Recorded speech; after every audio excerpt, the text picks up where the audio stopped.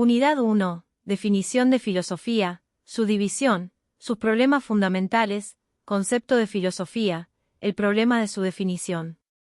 La filosofía es una disciplina que se caracteriza por su búsqueda constante de conocimiento sobre la realidad, el ser y la existencia.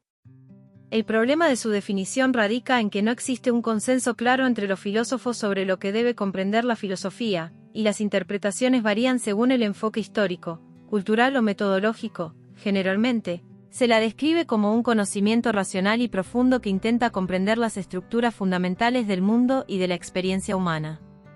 Sin embargo, debido a su naturaleza abstracta y a la amplitud de sus campos de estudio, su definición exacta ha sido un desafío a lo largo de la historia.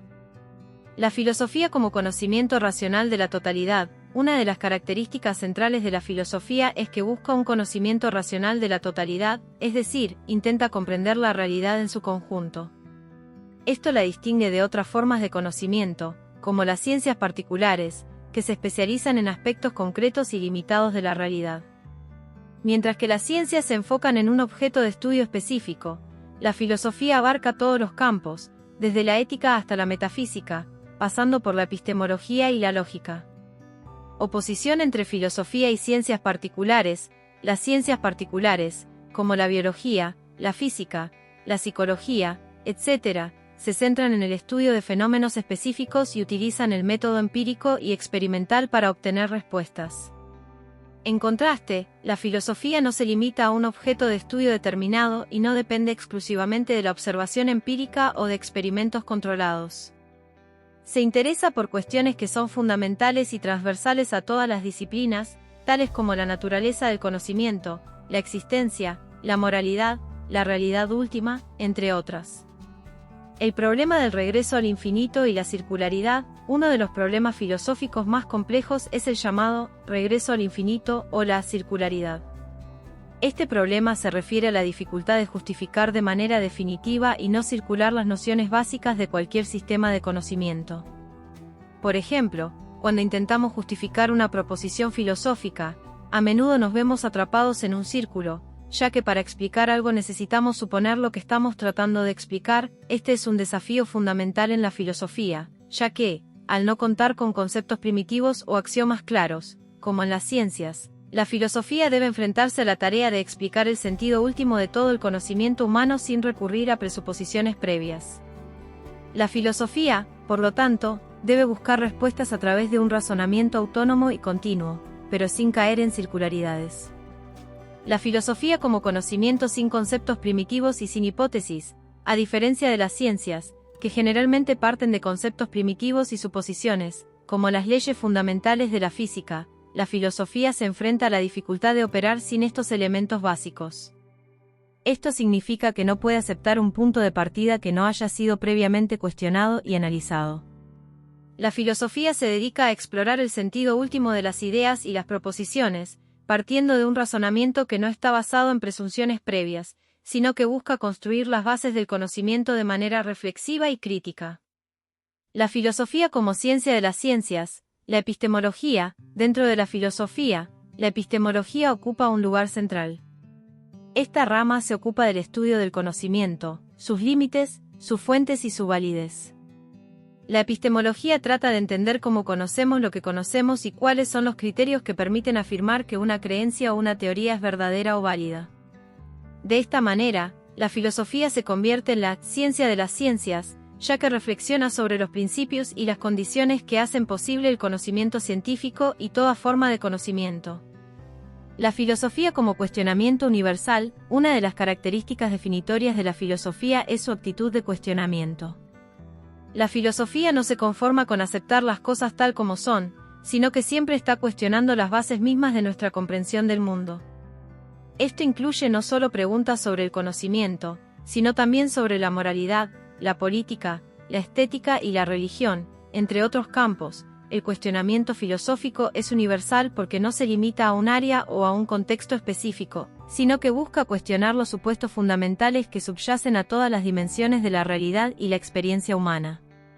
La falta de acuerdo entre los filósofos. A lo largo de la historia, la filosofía ha sido un campo marcado por la diversidad de enfoques y la falta de acuerdo entre los filósofos.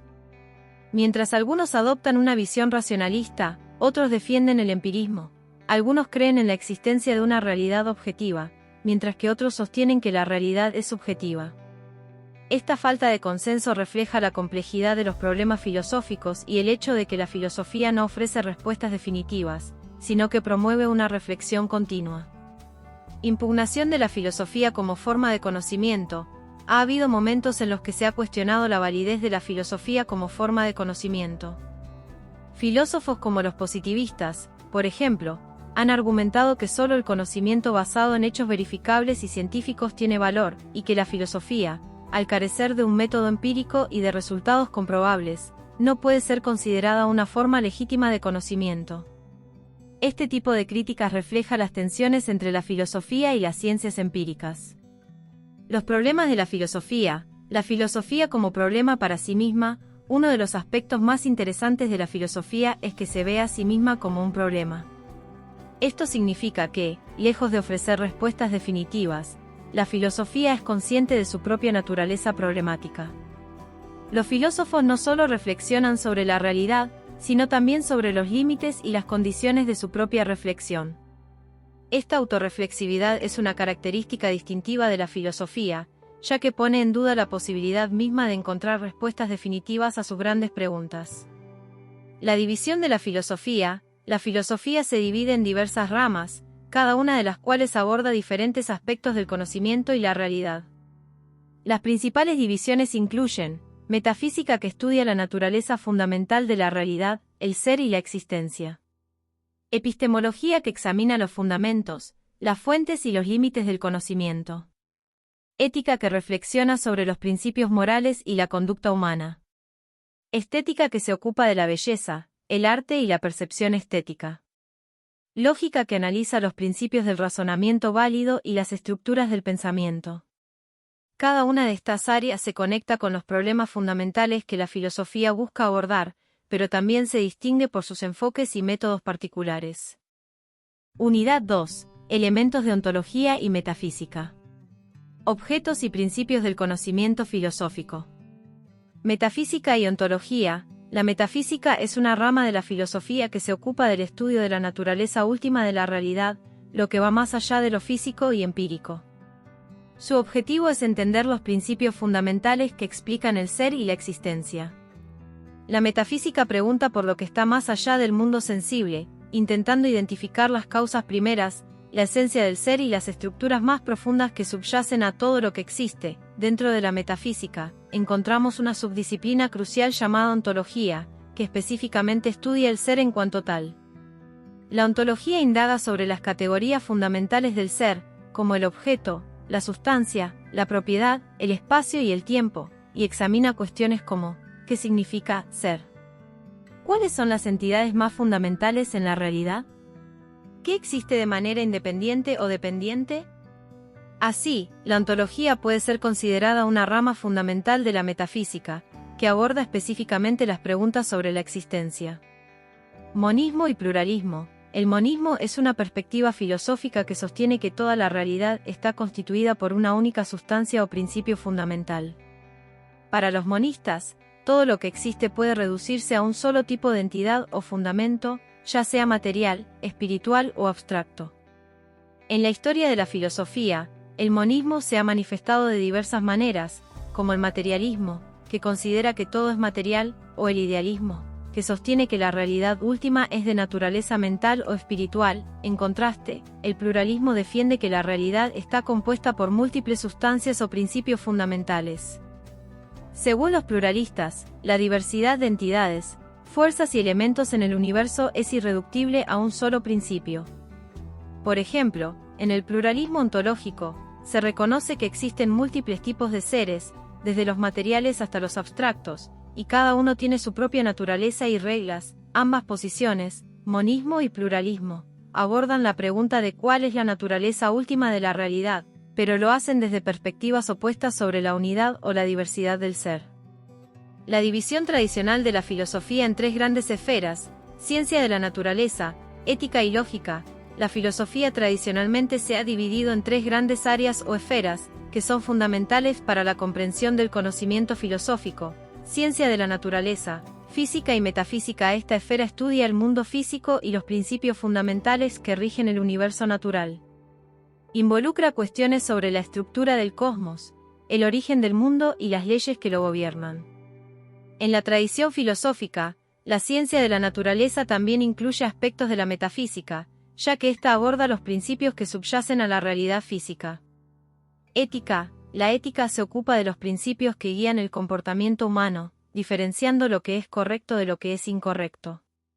La filosofía ética aborda cuestiones sobre el bien, la moralidad, los valores y la justicia. Reflexiona sobre cómo deberían vivir los seres humanos y cómo se deben organizar las sociedades. Lógica. La lógica estudia los principios del razonamiento válido, es decir, cómo se deben estructurar los argumentos para que sean coherentes y válidos.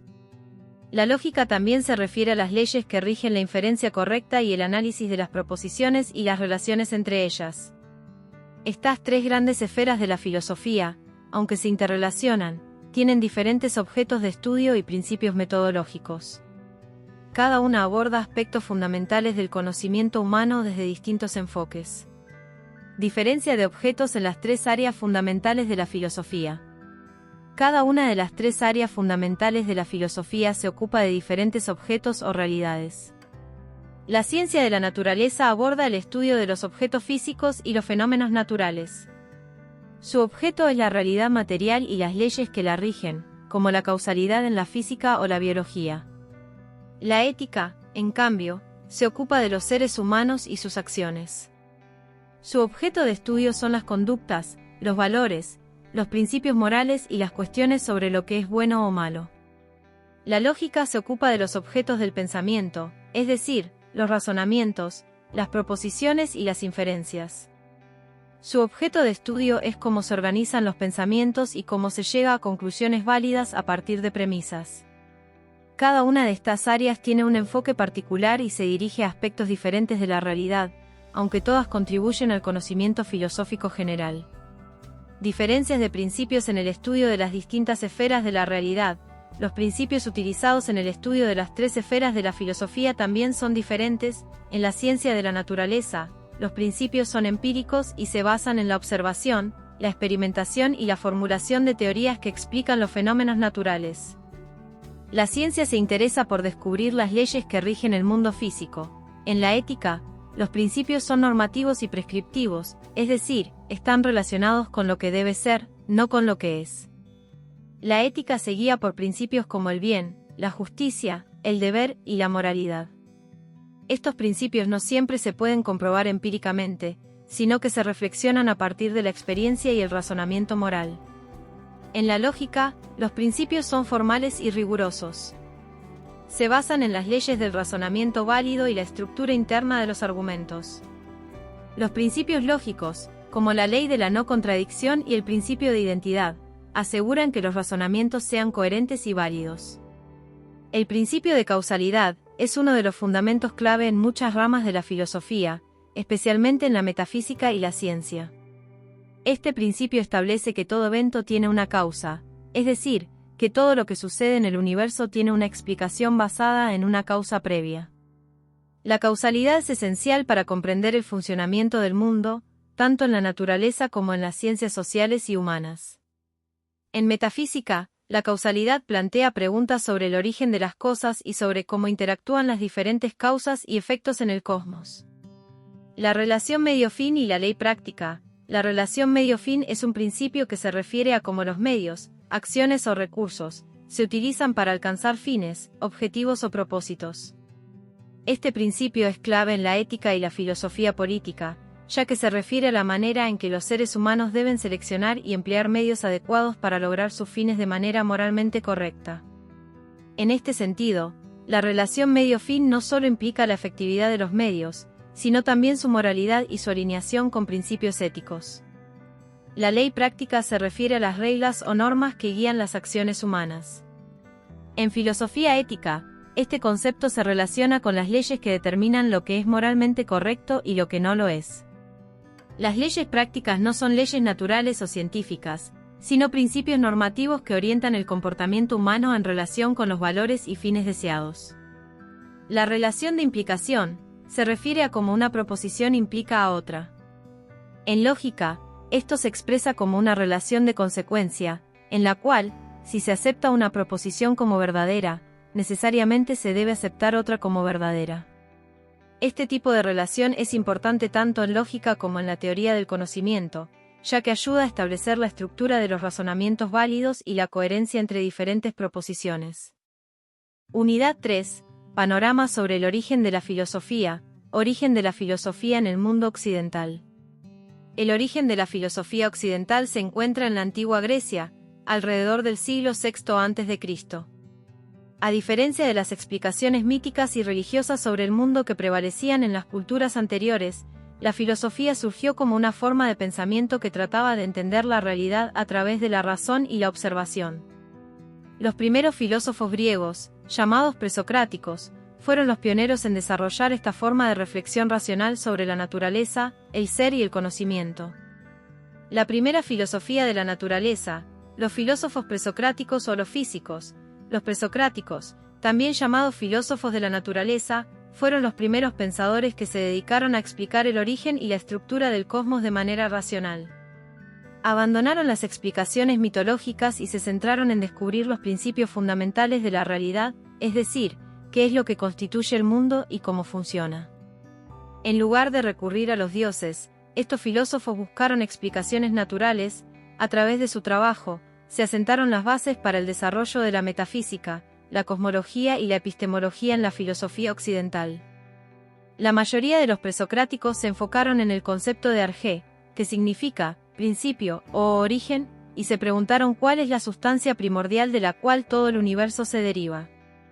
Monismo, panteísmo, mecanismo y evolucionismo en los primeros filósofos griegos. Entre las distintas doctrinas de los presocráticos, se destacan algunas que marcaron tendencias filosóficas importantes. Monismo, la idea de que existe una única sustancia o principio fundamental que subyace a toda la realidad. Filósofos como Parménides y Heráclito estuvieron relacionados con visiones monistas, aunque con enfoques diferentes. Parménides se centró en la inmutabilidad del ser, mientras que Heráclito destacó la constante transformación de la realidad. Panteísmo, creencia en que Dios o lo divino está presente en todo lo que existe.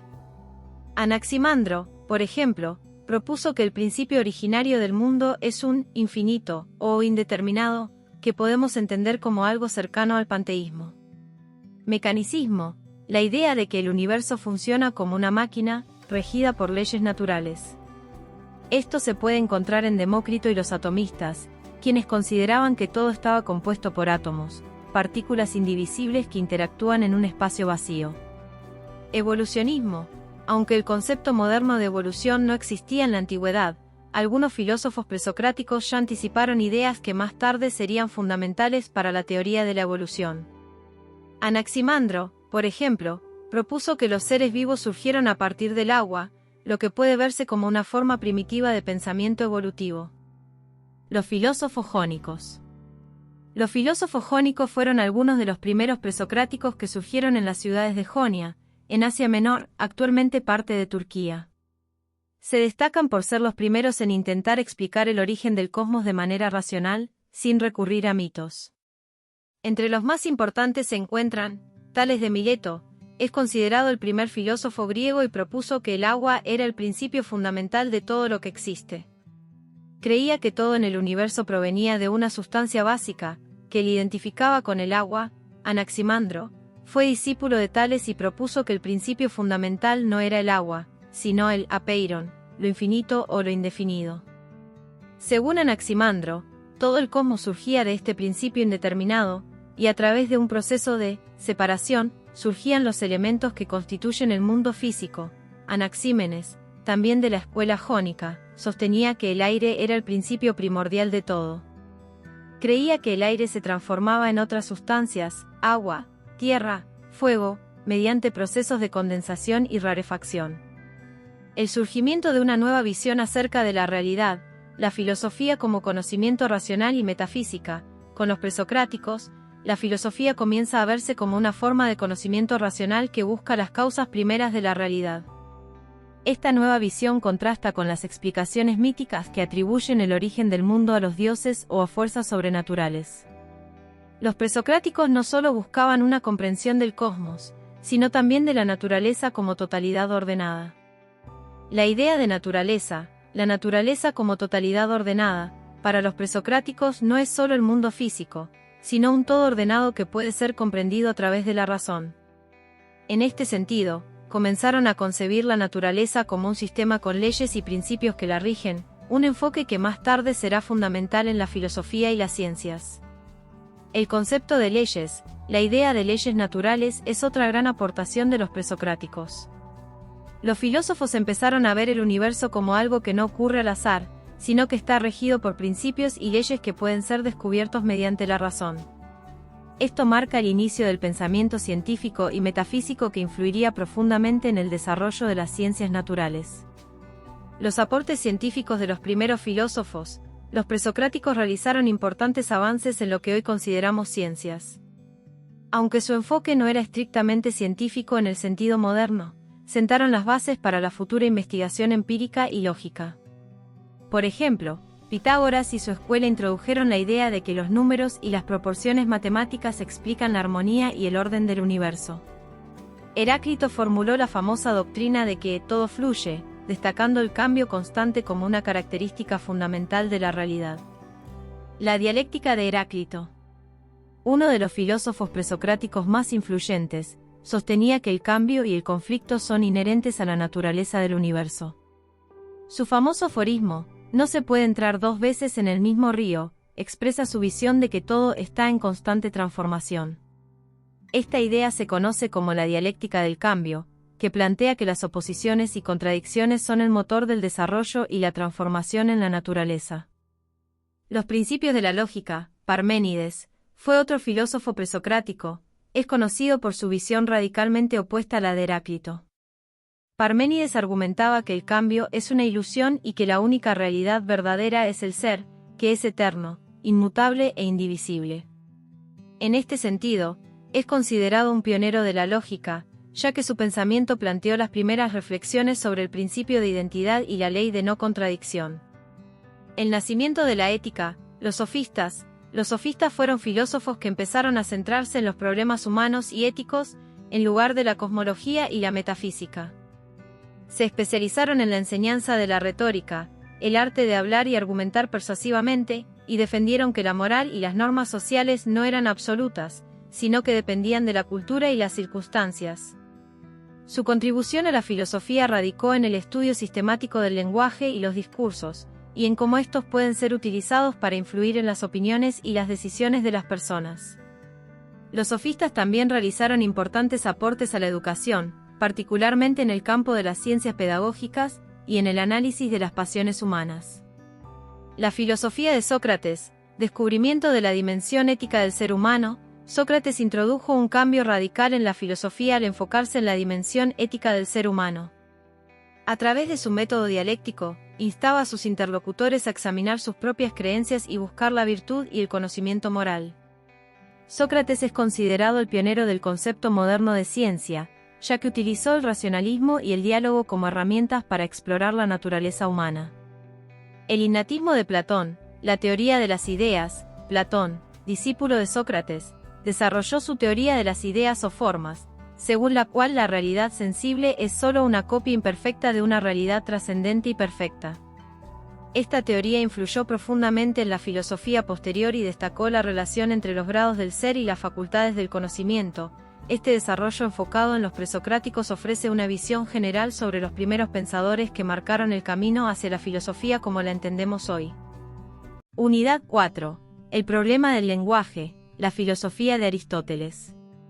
Primera enciclopedia del saber de su tiempo, Aristóteles, 384 a.C., 322 a.C., es considerado uno de los más grandes filósofos de la historia y su obra abarca una amplia gama de áreas del saber, desde la metafísica hasta la ética, pasando por la biología, la lógica y la poética. Su pensamiento se erige como una de las bases fundamentales de la filosofía occidental y tiene una influencia perdurable en casi todas las ramas del conocimiento. De hecho, se le puede considerar el creador de la primera enciclopedia del saber de su tiempo, pues en sus escritos abarcó temas muy diversos, desarrollando teorías que cubren desde la naturaleza de la realidad hasta el comportamiento humano. Aristóteles es especialmente conocido por ser el padre de la lógica formal, que representa un avance significativo respecto a las ideas previas de Platón. Su lógica se basaba en el análisis riguroso de las proposiciones y los razonamientos, lo que le permitió crear un sistema que aún hoy se sigue utilizando en el pensamiento lógico y científico. La fundación de la lógica. Aristóteles fundó la lógica como disciplina sistemática en sus obras conocidas como los Organon. La lógica aristotélica es esencialmente un método para analizar y organizar el pensamiento, y su principal contribución fue la silogística.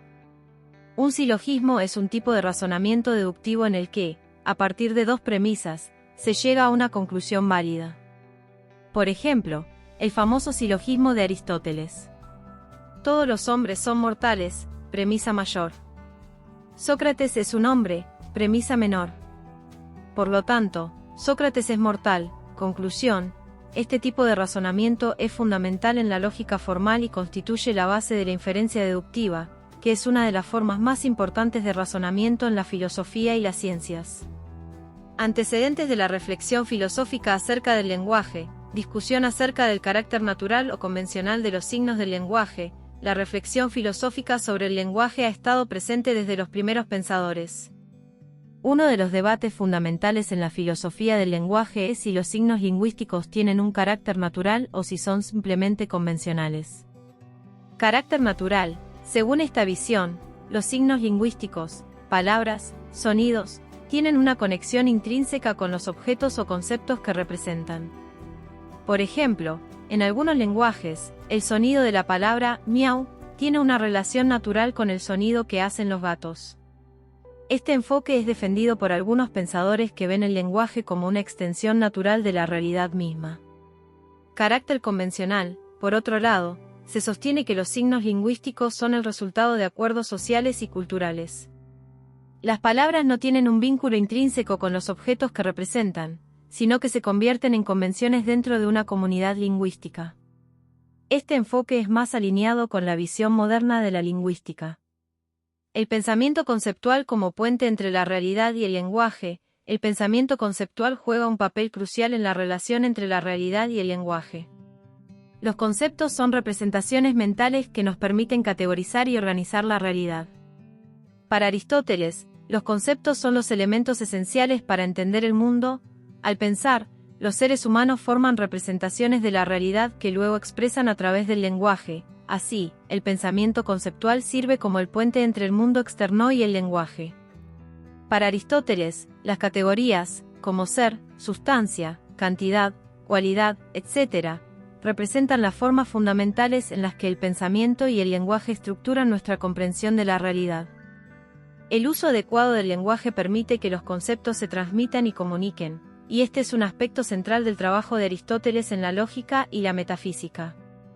Lenguaje y lógica. La relación entre pensamiento y lenguaje. La relación entre lenguaje y lógica es una cuestión crucial en la filosofía del lenguaje. Aristóteles, al desarrollar su lógica formal, muestra cómo el lenguaje puede organizarse de acuerdo con reglas de inferencia y cómo los razonamientos pueden ser estructurados para ser válidos. En este sentido, el lenguaje y la lógica están profundamente conectados. Las proposiciones y los enunciados lingüísticos deben seguir las leyes de la lógica para expresar razonamientos válidos. Él postulaba que, a través de la lógica y el análisis de las proposiciones, se mostraba cómo el lenguaje puede ser usado para representar correctamente el pensamiento, permitiendo que las ideas sean expresadas de manera clara y coherente. El estudio del lenguaje como una estructura lógica tiene repercusiones profundas en cómo entendemos las leyes del pensamiento. Las posiciones realistas y nominalistas ante el problema de los universales en la Edad Media. El debate sobre el carácter de los universales, conceptos generales como humanidad, animal, bondad, fue central en la filosofía medieval. Dos posiciones opuestas emergieron en torno a este problema: realismo. Los realistas, siguiendo las ideas de Aristóteles y otros filósofos como Tomás de Aquino, sostenían que los universales tienen una existencia real, independiente de los objetos particulares. Según esta visión, conceptos como humanidad o blancura existen en la realidad y se aplican a los individuos que comparten ciertas características. Por otro lado, el nominalismo, los nominalistas, como Guillermo de Ockham, argumentaban que los universales no existen en la realidad de forma independiente. Según ellos, los conceptos generales son simplemente nombres que usamos para agrupar cosas que tienen características similares, pero no tienen existencia propia fuera de la mente humana. Este debate sobre los universales fue fundamental para la filosofía medieval y se derivó de las primeras reflexiones sobre el lenguaje y el pensamiento conceptual, las posturas racionalista y empirista frente al lenguaje en la filosofía moderna. En la filosofía moderna, dos enfoques fundamentales surgieron en relación con el lenguaje: racionalismo. Filósofos como Descartes creían que el lenguaje y el pensamiento están fundamentalmente ligados a estructuras innatas del pensamiento humano. Para ellos, el conocimiento es principalmente a priori, y el lenguaje refleja las estructuras universales de la mente humana. Empirismo, por el contrario, filósofos como Locke y Hume sostuvieron que el conocimiento proviene de la experiencia, y el lenguaje refleja nuestra percepción del mundo. En este sentido, los empiristas veían el lenguaje como una herramienta para describir la realidad externa, que solo podemos conocer a través de los sentidos. El giro lingüístico y la filosofía analítica. El giro lingüístico en la filosofía del siglo XX representó un cambio radical en la forma en que se abordaba el lenguaje. Filósofos como Ludwig Wittgenstein y la Escuela de Oxford empezaron a ver el lenguaje como el centro del análisis filosófico. Según este enfoque, los problemas filosóficos no surgen tanto de la realidad externa, sino de los malentendidos y confusiones que surgen en el uso del lenguaje. Wittgenstein, primer periodo en su obra, Tractatus Logico-Philosophicus. Wittgenstein trató de establecer los límites del lenguaje y la lógica, argumentando que el lenguaje debe reflejar el mundo de una manera precisa para que pueda ser significativo. Según él, lo que no puede ser dicho claramente debe ser dejado de lado. Filosofía analítica y empirismo lógico. La filosofía analítica, en la que Wittgenstein tuvo una gran influencia, se centra en el análisis de los enunciados lingüísticos y la lógica formal para resolver problemas filosóficos. La Escuela de Oxford y el movimiento del empirismo lógico promovieron la idea de que el lenguaje debe ser tratado de manera rigurosa y lógica.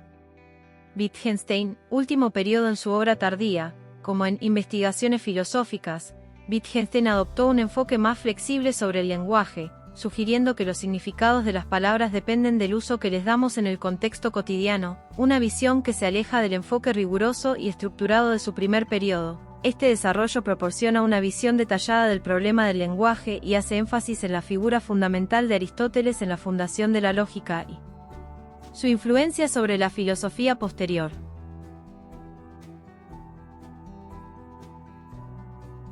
Raconto filosófico, sofistas, presocráticos y el legado de Sócrates.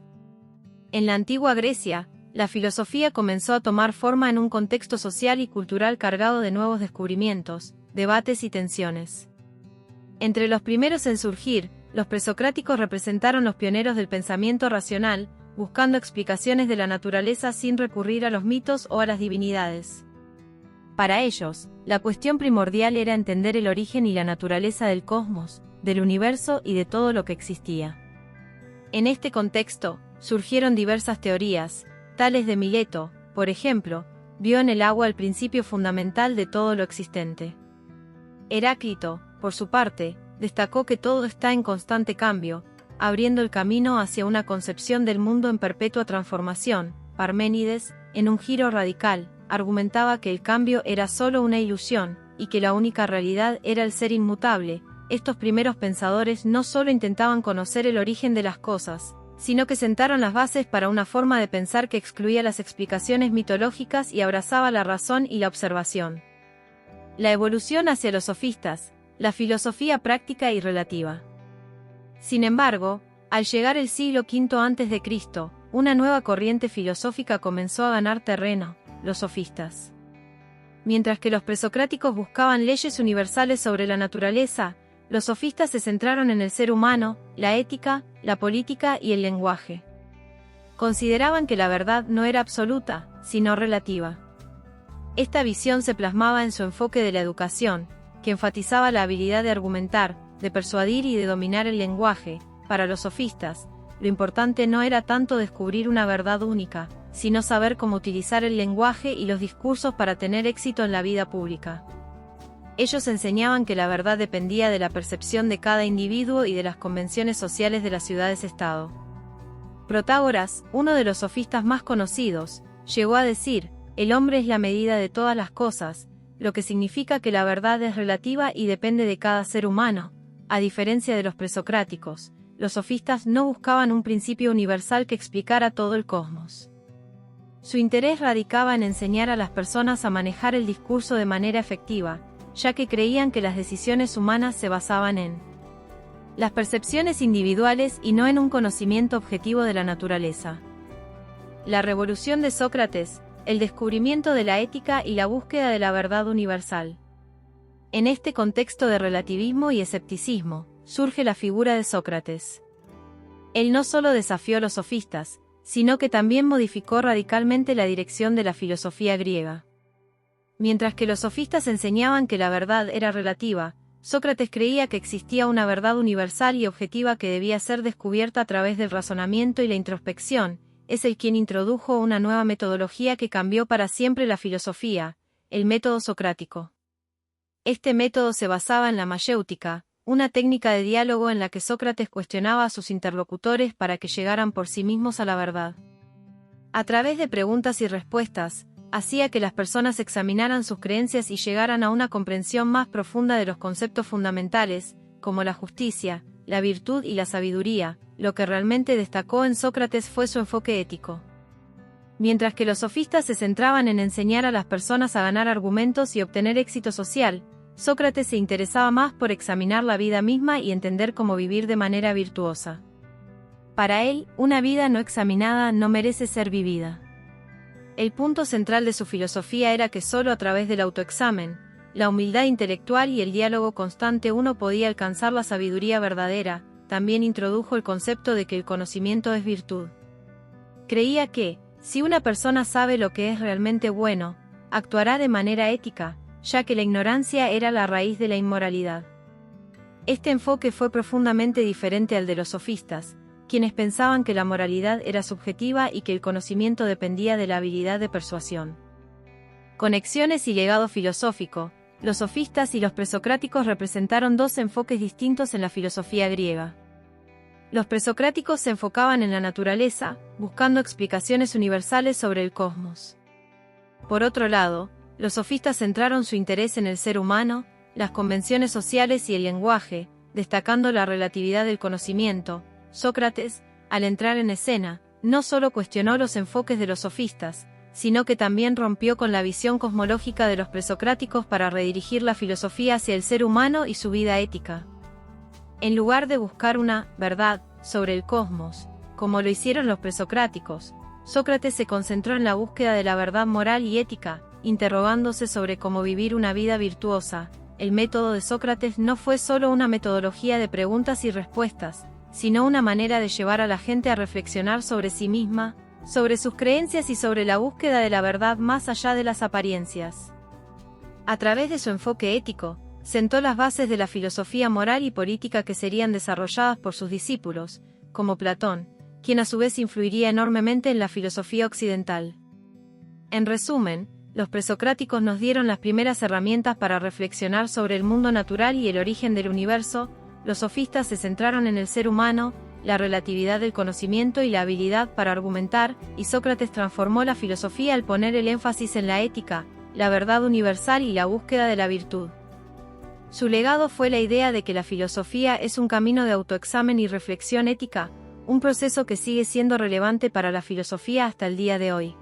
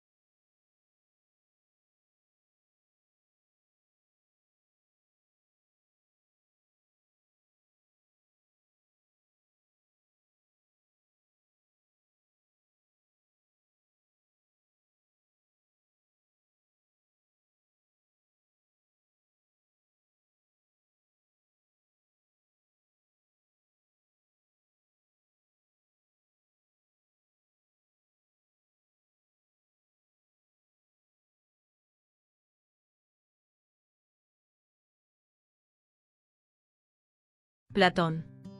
1. ¿Cómo concibe Platón al verdadero saber? Establezca cuál es para él el objeto de la ciencia. Platón concibe el verdadero saber como un conocimiento que trasciende la mera opinión o creencia. Para él, el verdadero saber está relacionado con el mundo de las ideas o formas, que son entidades inmutables y perfectas que representan la esencia de las cosas. Este conocimiento se obtiene a través de la razón y la dialéctica, un proceso que lleva al individuo desde el mundo sensible, que es cambiante y engañoso, hacia el entendimiento de las realidades eternas e inmutables. El objeto de la ciencia son precisamente estas ideas. La ciencia, entonces, se ocupa de lo universal y lo eterno, en contraste con las percepciones sensoriales, que son subjetivas y temporales. 2. Describa y diferencie los dos mundos que plantea Platón. De un ejemplo de cada uno. ¿Qué tipo de relación existe entre ambos? Platón plantea dos mundos, el mundo sensible y el mundo de las ideas, o formas. Mundo sensible, este es el mundo que percibimos a través de nuestros sentidos. Es el mundo material y cambiante, donde las cosas son imperfectas y transitorias. Mundo de las ideas, este es el mundo eterno, inmutable y perfecto. Contiene las ideas o formas, que son las esencias universales de todas las cosas. Por ejemplo, la idea de la belleza o la justicia existe en este mundo y es perfecta e inalterable, a diferencia de las manifestaciones particulares de belleza o justicia que observamos en el mundo sensible. Relación entre ambos mundos. La relación entre el mundo sensible y el mundo de las ideas es de participación y reflejo. Los objetos del mundo sensible son imitaciones o manifestaciones de las ideas, que son su esencia. Por ejemplo, una pintura de un bello paisaje puede evocar la idea de la belleza, pero nunca alcanzará la perfección de la belleza misma, que reside en el mundo de las ideas. 3. Explique el concepto de conocimiento a priori. ¿En qué se diferencia del conocimiento empírico? El concepto de conocimiento a priori se refiere a aquel tipo de conocimiento que se puede obtener sin la necesidad de recurrir a la experiencia o la observación del mundo físico. Este conocimiento es independiente de los sentidos y se basa en la razón, la lógica y el entendimiento intuitivo. Un ejemplo clásico de conocimiento a priori es la matemática. Podemos conocer verdades como 2 más 2 igual a 4, sin necesidad de experimentar con objetos físicos. Por otro lado, el conocimiento empírico es el que se adquiere a través de la experiencia, la observación y la interacción con el mundo. Este tipo de conocimiento se basa en datos sensoriales y en la experimentación. Por ejemplo, conocer que el agua hierve a 100 grados Celsius se basa en la observación y la experiencia directa. 4. Establezca las características de los conceptos de las dimensiones, episteme y doxa. Episteme, conocimiento verdadero, se refiere al conocimiento que es cierto, objetivo y universal. Implica una comprensión profunda de las verdades y realidades subyacentes. La episteme requiere una justificación sólida. Es un conocimiento que se sostiene sobre bases racionales y evidencias, y no meramente sobre creencias. Doxa se refiere a un conocimiento subjetivo y cambiante, a menudo basado en percepciones o creencias individuales. Es más una suposición o un juicio personal que una verdad objetiva. Relación entre ambos. En el pensamiento platónico, la doxa se considera inferior a la episteme. Platón argumentaba que el filósofo debe trascender la doxa y buscar la episteme para alcanzar un conocimiento verdadero y profundo del mundo. 5. ¿Para qué se vale Platón de la alegoría de la caverna? Descríbala. Platón utiliza la alegoría de la caverna en su obra La República para ilustrar su visión sobre la diferencia entre el conocimiento sensible, doxa, y el conocimiento verdadero, episteme. La alegoría sirve como una metáfora sobre la naturaleza de la realidad, la educación y el proceso de alcanzar el conocimiento. La caverna, imagina a un grupo de prisioneros encadenados en una caverna desde su nacimiento. Solo pueden mirar hacia la pared de la cueva y no pueden ver lo que está detrás de ellos. Las sombras, detrás de los prisioneros hay un fuego, y entre el fuego y los prisioneros, hay un camino por el que pasan otras personas, llevando objetos que proyectan sombras en la pared de la caverna. Los prisioneros solo ven esas sombras y creen que son la única realidad, ya que no conocen nada más. La liberación, uno de los prisioneros es liberado y sale de la caverna. Al principio, se deslumbran por la luz del sol y le cuesta aceptar la nueva realidad. Sin embargo, poco a poco se acostumbra y empieza a ver el mundo tal como es, con colores, formas y objetos reales. El regreso, el prisionero liberado, al comprender la verdadera realidad, siente la responsabilidad de regresar a la caverna para ayudar a los demás prisioneros a liberarse. Sin embargo, al volver, se encuentra con la resistencia y la incredulidad de los que aún están encadenados, quienes prefieren aferrarse a las sombras. 6. ¿Cuáles son los 4 aspectos del banquete de Platón que testimonian su originalidad y situación especial dentro del conjunto de la obra platónica? Describa a cada uno. El banquete, o simposio, de Platón es una obra que destaca por su originalidad y su lugar especial dentro del corpus platónico. Aquí hay 4 aspectos que evidencian esta singularidad. 1. Estructura dialogal innovadora. El banquete presenta un formato de diálogo en el que varios personajes, entre ellos Sócrates, comparten discursos sobre el amor, eros. A diferencia de otros diálogos más lineales, aquí cada intervención es un discurso poético y filosófico que enriquece la discusión y refleja diferentes perspectivas sobre el amor. 2. Profundidad filosófica del amor. El banquete se centra en el concepto del amor, que es tratado de manera profunda y matizada.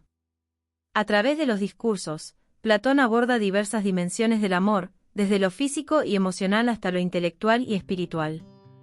La obra culmina en la famosa exposición de Sócrates sobre el amor platónico, donde se introduce la idea de que el amor es un medio para alcanzar la belleza y la verdad. 3. Personajes y sus perspectivas. La diversidad de personajes, como Fedro, Pausanias, Eróstrato, Alcibíades y, por supuesto, Sócrates, aporta diferentes enfoques y visiones sobre el amor. Cada uno de ellos ofrece una perspectiva única que refleja sus propias experiencias y creencias. 4. Dimensión poética y literaria. El banquete es notable por su estilo poético y su uso del lenguaje. Platón combina elementos de prosa filosófica con la belleza de la poesía, creando un diálogo que no solo es intelectualmente estimulante, sino también estéticamente atractivo. Este enfoque literario destaca su maestría como escritor y su habilidad para integrar la filosofía con la literatura, algo que se evidencia en la riqueza de las metáforas y las imágenes que utilizan los personajes. 7. ¿Quiénes son los 5 primeros oradores que en el banquete pronuncian sus discursos? Detalle las características que cada uno le atribuye a la naturaleza de Eros. 1. Fedro presenta a Eros como una de las deidades más antiguas y poderosas.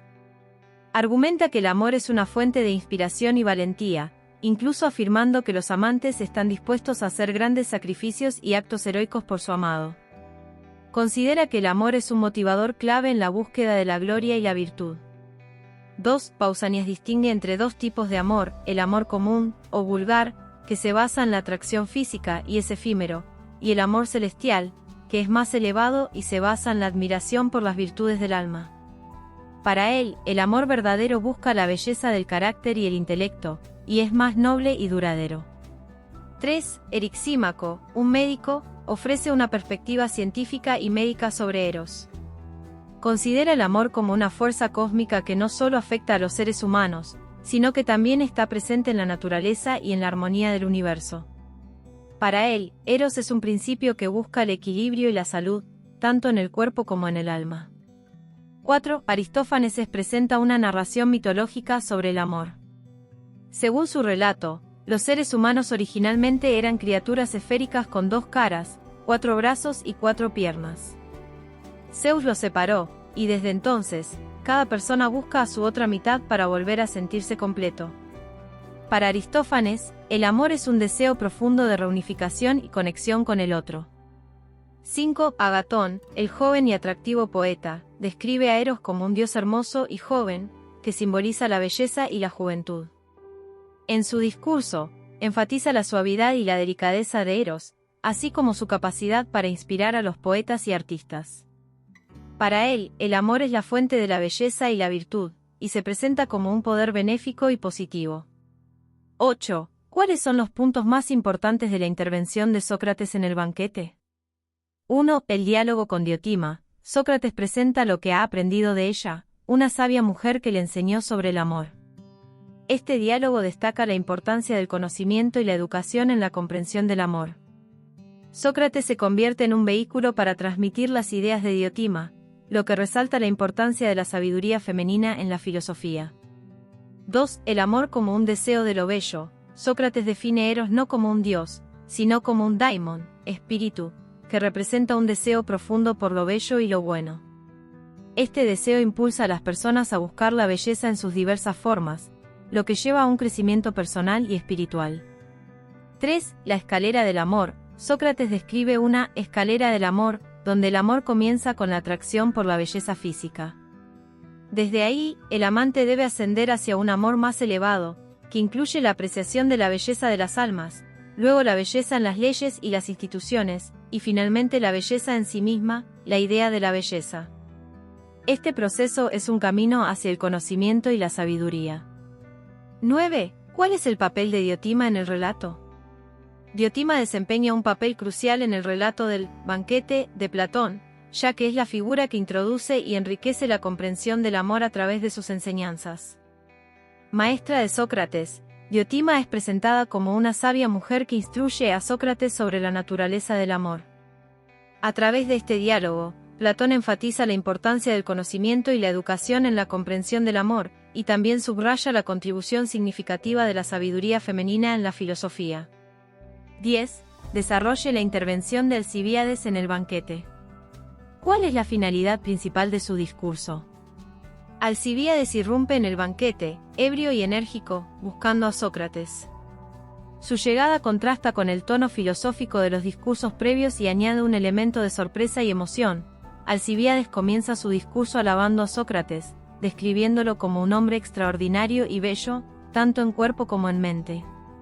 Destaca su sabiduría, su capacidad para inspirar y transformar a quienes lo rodean, y su resistencia a las tentaciones. Relata su propia experiencia de amor hacia Sócrates. Confiesa haber estado profundamente enamorado de él, lo que le llevó a intentar seducirlo en varias ocasiones. Sin embargo, Sócrates siempre mantuvo su distancia, lo que provoca en Alcibíades una mezcla de admiración y frustración. La intervención de Alcibíades no solo añade un elemento emocional al banquete, sino que también cierra el diálogo reafirmando las ideas sobre el amor, la belleza y la búsqueda de la sabiduría que han sido discutidas a lo largo del encuentro. Su discurso refuerza la noción de que el amor, en su forma más elevada, puede conducir a la inmortalidad del alma y a la realización personal. Descartes. 1. ¿Cuál es la importancia del cogito, ergo sum, en la filosofía cartesiana y cómo fundamenta la existencia del sujeto pensante? El famoso aforismo, cogito, ergo sum, pienso, luego existo, de Descartes es un pilar fundamental de su filosofía. Duda metódica. Descartes inicia su búsqueda de la verdad a través de la duda sistemática, cuestionando todas sus creencias hasta llegar a una base indudable.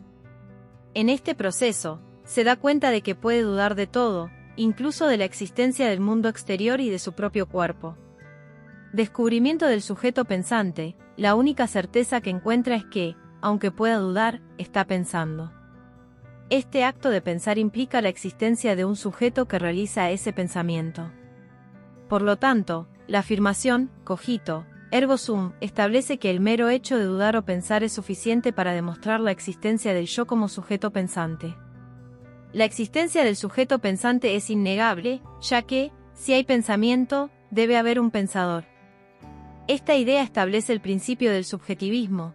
El ser consciente de uno mismo es la prueba de la existencia. El método de duda metódica de Descartes tuvo un profundo impacto en la epistemología al establecer la importancia de la certeza y la claridad en el conocimiento. 2. ¿De qué manera Descartes abordó la relación entre la mente y el cuerpo en su obra, Meditaciones metafísicas? En sus Meditaciones metafísicas, Descartes aborda la relación entre la mente y el cuerpo a través de su famoso dualismo, que sostiene que la mente y el cuerpo son entidades distintas. Aquí se explican los principales puntos de su enfoque: dualismo cartesiano, distinción entre res cogitans y res extensa. Descartes define la res cogitans, cosa que piensa, como la mente, que es inmaterial y se caracteriza por el pensamiento y la conciencia. Por otro lado, la res extensa, cosa que se extiende, es el cuerpo, que es material y ocupa espacio. Esta distinción establece que la mente y el cuerpo son de naturaleza diferente, pero también hay interacción mente-cuerpo. Descartes reconoce que, aunque la mente y el cuerpo son distintos, interactúan entre sí. Por ejemplo, experimentos mentales como el dolor o el placer pueden influir en el estado físico del cuerpo, y las condiciones físicas pueden afectar la mente, como el estado emocional. En resumen, Descartes aborda la relación entre la mente y el cuerpo en Meditaciones metafísicas, a través de su dualismo, enfatizando la distinción entre las dos entidades, su interacción y la búsqueda de un punto de conexión.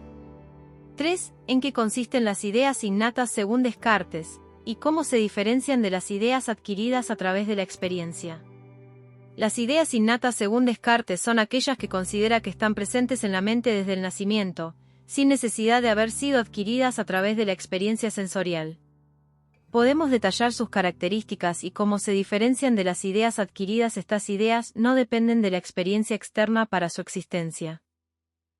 Entre las ideas innatas que menciona Descartes se encuentran la noción de Dios, la esencia del pensamiento, las verdades matemáticas y la idea del yo, res cogitans. Estas ideas son universales y se manifiestan en la mente de todas las personas.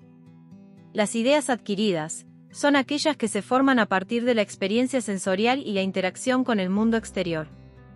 Estas ideas son el resultado de la observación y la percepción, conceptos como los colores, los objetos físicos y las experiencias concretas son considerados ideas adquiridas, ya que dependen de la percepción y la experiencia individual. 4. ¿Cómo influenció la obra de Descartes en el desarrollo de la filosofía moderna y en el pensamiento científico posterior? La obra tuvo un impacto profundo y duradero en el desarrollo de la filosofía moderna y en el pensamiento científico. Método crítico y racionalista. Duda metódica. Descartes introdujo el método de la duda sistemática como una forma de llegar a certezas indudables. Este enfoque crítico sentó las bases para el pensamiento filosófico y científico, animando a los pensadores a cuestionar suposiciones y a buscar evidencias. Racionalismo. Su afirmación de que la razón es la principal fuente de conocimiento estableció el racionalismo como una corriente fundamental en la filosofía moderna. Este enfoque contrastó con el empirismo, que enfatiza la experiencia sensorial, cuerpo y mente, dualismo cartesiano. Interacción mente-cuerpo. La teoría del dualismo cartesiano, que distingue entre la res cogitans, mente, y la res extensa, cuerpo, influyó en la comprensión de la relación entre mente y cuerpo. Este enfoque abrió el camino para debates sobre la conciencia, la identidad personal y la naturaleza de la realidad. Matematización de la ciencia. Método científico. Su énfasis en la razón y la lógica como herramientas para el conocimiento influyó en el desarrollo del método científico, que se basa en la observación, la formulación de hipótesis y la experimentación. 5. ¿Cuáles son las principales diferencias entre el empirismo de Hume y el racionalismo de Descartes? Las principales diferencias entre el empirismo de David Hume y el racionalismo de René Descartes se centran en sus enfoques sobre la fuente del conocimiento, la naturaleza de las ideas y la relación entre la experiencia y la razón. Fuente del conocimiento. Racionalismo. Descartes sostiene que la razón es la principal fuente de conocimiento. Para Descartes, las verdades fundamentales son accesibles a través del pensamiento y la deducción lógica, y existen ideas innatas que no dependen de la experiencia sensorial. Empirismo. Hume argumenta que el conocimiento proviene principalmente de la experiencia sensorial. Hume sostiene que todas nuestras ideas se derivan de impresiones directas, experiencias sensoriales, y no existen ideas innatas. La experiencia es esencial para la adquisición del conocimiento. 6. ¿Qué argumentos presenta Hume en relación con la naturaleza de la causalidad y por qué esto altera nuestra comprensión del conocimiento? Hume presenta varios argumentos sobre la naturaleza de la causalidad que tienen implicaciones para nuestra comprensión del conocimiento. Crítica a la noción de causalidad, impresiones vs ideas, distingue entre impresiones, experiencias directas, e ideas, copias de esas impresiones. Según Hume, la noción de causalidad no proviene de una experiencia directa, sino que es una idea que deriva de la observación repetida de eventos, observación de regularidades. Hume argumenta que no podemos observar la conexión necesaria entre una causa y su efecto. Lo que hacemos es observar que ciertos eventos tienden a seguir a otros de manera regular. Por ejemplo, vemos que el fuego calienta el agua, pero no podemos ver la causalidad en sí misma. Los argumentos de Hume sobre la causalidad alteran nuestra comprensión del conocimiento al cuestionar la naturaleza objetiva y necesaria de las relaciones causales. Al considerar la causalidad como un constructo basado en la experiencia y el hábito, Hume introduce un escepticismo que desafía tanto el racionalismo como la ciencia, sugiriendo que nuestras inferencias sobre el mundo son más frágiles y menos absolutas de lo que tradicionalmente se pensaba. 7. ¿Cómo aborda Hume el concepto de self o el yo en su obra? David Hume aborda el concepto de self o yo en su obra, especialmente en el contexto de su teoría del conocimiento y su análisis de la mente. Rechazo del yo como entidad persistente. No hay impresión del yo. Hume argumenta que no tenemos una impresión clara y constante del yo. Según él, al examinar nuestra experiencia, solo encontramos una serie de percepciones y experiencias, como pensamientos, emociones y sensaciones, que están en constante cambio. No hay una impresión singular que podamos identificar como el yo. El yo, como conjunto de percepciones, para Hume, el yo no es una entidad permanente o sustancial. Más bien, es un conjunto de percepciones que se suceden en el tiempo. Estas percepciones están unidas por la memoria y la conciencia, pero no constituyen un yo coherente y continuo. En resumen, Hume aborda el concepto de self o yo al rechazar la idea de una entidad persistente y única, argumentando que el yo es más bien un conjunto de percepciones en constante cambio. Esta perspectiva desafía nociones tradicionales de identidad y continuidad, y tiene profundas implicaciones para la filosofía de la mente y la psicología. Su análisis del yo como una construcción mental ha dejado un legado duradero en el pensamiento filosófico moderno. 8. ¿Qué papel juega la costumbre o hábito en la formación de creencias y acciones según Hume? En la filosofía de David Hume, la costumbre o hábito desempeña un papel fundamental en la formación de creencias y acciones. Base de nuestras creencias, impresiones y costumbre, Hume argumenta que nuestras creencias no se fundamentan en la razón o en deducciones lógicas, sino en la experiencia repetida. Cuando observamos que ciertos eventos ocurren juntos con regularidad, nuestra mente comienza a asociarlos a través de la costumbre. Por ejemplo, al ver que el sol sale cada día, desarrollamos la creencia de que siempre lo hará. Causalidad. Hume sostiene que nuestra noción de causalidad se basa en la costumbre. No tenemos una percepción directa de la conexión causal, en su lugar, aprendemos a asociar causas y efectos a través de la repetición. Así, la creencia en la causalidad se origina en la experiencia habitual, no en una comprensión racional de la necesidad. Escepticismo sobre la razón. Hume desafía la idea de que la razón puede ser la única guía para la acción. Argumenta que, aunque la razón puede informar nuestras decisiones, es la costumbre la que realmente motiva y dirige nuestras acciones en la vida cotidiana. En resumen, para Hume, la costumbre y el hábito son fundamentales en la formación de creencias y acciones. Nuestras creencias sobre el mundo, la causalidad y nuestras expectativas sobre el futuro se desarrollan a partir de experiencias repetidas y la asociación de eventos. Esta visión resalta la importancia de la experiencia en el conocimiento y plantea un escepticismo sobre la capacidad de la razón para guiar nuestras acciones de manera efectiva. Hume subraya que, en última instancia, es la costumbre la que modela nuestra comprensión del mundo y nuestras respuestas a él. 9. ¿Qué piensa Hume de la relación causa-efecto?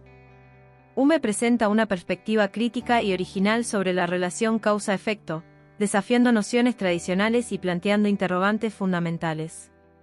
No hay percepción directa de la causalidad, impresiones y causas. Hume argumenta que, al observar eventos, no tenemos una percepción directa de la conexión causal. Por ejemplo, al ver que un objeto se cae y se rompe, no podemos observar la causalidad en sí misma, solo vemos los eventos individuales. La naturaleza de la causalidad. Asociación por hábito. Hume sostiene que nuestras creencias sobre la causalidad se basan en la costumbre y la repetición. Cuando observamos que ciertos eventos ocurren juntos de manera regular, nuestra mente establece una conexión entre ellos. Esta asociación, derivada de la experiencia, es lo que nos lleva a inferir que un evento causa al otro. Conexión necesaria. Hume cuestiona la idea de que existe una conexión necesaria y objetiva entre causa y efecto. Para él, esta conexión no se puede demostrar a través de la razón, es una inferencia que hacemos basándonos en patrones observados. En resumen, Hume plantea que la relación causa-efecto no se basa en una conexión necesaria y objetiva, sino en asociaciones formadas a través de la experiencia. Esta visión desafía nociones racionalistas sobre la causalidad y sugiere que nuestras creencias sobre el mundo son más frágiles y dependientes de la experiencia que se había asumido previamente. Kant. 1. ¿Qué es la crítica de la razón pura, y por qué es importante en la filosofía de Kant? La crítica de la razón pura es una de las obras más influyentes de Kant, publicada en 1781, y es fundamental para comprender su filosofía. Objetivos de la obra: examinar los límites del conocimiento. Kant busca determinar qué podemos conocer y cómo lo conocemos, analizando las capacidades y límites de la razón humana. Resolver la disputa entre racionalismo y empirismo. La obra se propone mediar entre estas dos corrientes filosóficas. El racionalismo enfatiza el papel de la razón en el conocimiento, mientras que el empirismo sostiene que el conocimiento proviene de la experiencia sensorial. La crítica de la razón pura es una obra central en la filosofía de Kant que redefine nuestra comprensión del conocimiento y la relación entre sujeto y objeto. Su enfoque crítico y sistemático sentó las bases para debates filosóficos que continúan siendo relevantes hasta hoy. 2. ¿Qué distingue el conocimiento a priori del conocimiento a posteriori según Kant? Kant establece una distinción fundamental entre el conocimiento a priori y el conocimiento a posteriori en su obra, Crítica de la razón pura. Conocimiento a priori. Definición. El conocimiento a priori es aquel que se puede adquirir independientemente de la experiencia. Se basa en la razón y no requiere de la observación del mundo para ser validado. Universalidad y necesidad. Los juicios a priori son considerados válidos en todas las situaciones y no dependen de circunstancias particulares, por ejemplo, las matemáticas, como 2 más 2 igual a 4, y ciertos principios lógicos, como todo efecto tiene una causa, son ejemplos típicos de conocimiento a priori. Kant sostiene que este tipo de conocimiento puede ser conocido antes de cualquier experiencia específica. Conocimiento a posteriori. El conocimiento a posteriori es aquel que se obtiene a través de la experiencia y la observación del mundo. Requiere de datos sensoriales y es dependiente del contexto. El conocimiento a priori es independiente de la experiencia y se considera universal, mientras que el conocimiento a posteriori es dependiente de la experiencia y específico de contextos particulares. Esta diferenciación permite a Kant explorar cómo se relacionan estos tipos de conocimiento y cómo interactúan en la formación de nuestra comprensión del mundo. 3. ¿Cómo define Kant la categoría de imperativo categórico y su importancia en la ética? El imperativo categórico es un concepto central en la ética de Kant, que establece un principio fundamental para determinar la moralidad de las acciones. Definición del imperativo categórico. Es un mandato moral que se aplica de manera universal y objetiva, sin depender de deseos o condiciones particulares. A diferencia de los imperativos hipotéticos, que son condicionados, es decir, si quieres X, entonces debes hacer Y, el imperativo categórico se presenta como una obligación incondicional que debe ser seguida sin excepción, proporcionando un marco para entender la moralidad que se basa en la razón, la universalidad y el respeto por la dignidad humana. 4. ¿En qué consiste el concepto de autonomía en la moralidad para Kant? El concepto de autonomía en la moralidad es fundamental en la ética de Kant. Se refiere a la capacidad del individuo para legislar moralmente para sí mismo, basándose en la razón, y no en influencias externas o meramente en deseos personales. 1. Autonomía moral. Para Kant, la autonomía implica que los individuos son capaces de determinar sus propias acciones de acuerdo con principios morales que ellos mismos han racionalmente adoptado. Esto contrasta con la heteronomía, donde las decisiones morales están dictadas por factores externos, como la tradición, la autoridad o los deseos. 2. Racionalidad y moralidad. Fundamento racional. La autonomía se basa en la idea de que los seres humanos, como seres racionales, tienen la capacidad de pensar críticamente y de formular principios morales universales. Esto significa que las decisiones morales deben ser el resultado de la deliberación racional, en lugar de ser impulsadas por instintos o presiones externas. Imperativo categórico. La autonomía está estrechamente vinculada al imperativo categórico. La capacidad de legislar moralmente implica que cada individuo debe actuar según máximas que pueden ser universalizadas. Así, la autonomía es una expresión de la razón que guía la acción moral. 5. ¿Qué papel juega el espacio y el tiempo en la teoría del conocimiento de Kant? El espacio y el tiempo juegan un papel fundamental como formas a priori de la intuición. Intuiciones a priori. Para Kant, tanto el espacio como el tiempo son condiciones necesarias para la experiencia. Son estructuras innatas de la mente que permiten a los seres humanos percibir el mundo. Esto significa que antes de cualquier experiencia sensorial, la mente ya tiene estas formas a disposición. No son entidades independientes. Kant sostiene que el espacio y el tiempo no existen por sí mismos ni son propiedades de las cosas en sí, no húmenos. En cambio, son las maneras en que percibimos y organizamos la experiencia del mundo fenoménico, lo que aparece ante nosotros. El espacio y el tiempo son fundamentales como formas a priori que estructuran nuestra percepción y experiencia del mundo. Permiten la organización de las intuiciones sensoriales y son esenciales para el proceso de conocimiento, al tiempo que establecen los límites de lo que podemos conocer. Esta visión transforma la comprensión de la epistemología y la naturaleza de la experiencia, influyendo en el pensamiento filosófico posterior. 6. Cómo Kant explica la relación entre la experiencia y las categorías del entendimiento. Kant establece una relación fundamental entre la experiencia y las categorías del entendimiento en su obra Crítica de la razón pura. Esta relación es clave para su epistemología y su comprensión de cómo adquirimos conocimiento. 1. Naturaleza de la experiencia empírica. Para Kant, la experiencia es el resultado de la interacción entre las intuiciones sensoriales y las estructuras mentales.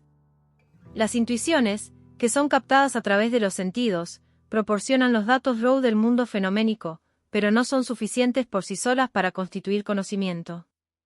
Categorías del entendimiento. Las categorías del entendimiento son conceptos a priori que la mente utiliza para organizar y estructurar las intuiciones. Son universales y necesarias, y se aplican a todas las experiencias posibles. Eje. Kant enumera varias categorías, como causalidad, unidad, pluralidad y sustancia. Estas categorías permiten que nuestra mente dé sentido a las experiencias, transformando las intuiciones caóticas en conocimiento coherente. 7. Define el concepto de idealismo. El idealismo es una corriente filosófica que sostiene que la realidad, tal como la conocemos, es fundamentalmente de naturaleza mental o espiritual. En lugar de considerar que el mundo material es la base de la existencia, el idealismo enfatiza que las ideas, las percepciones y la conciencia son primordiales.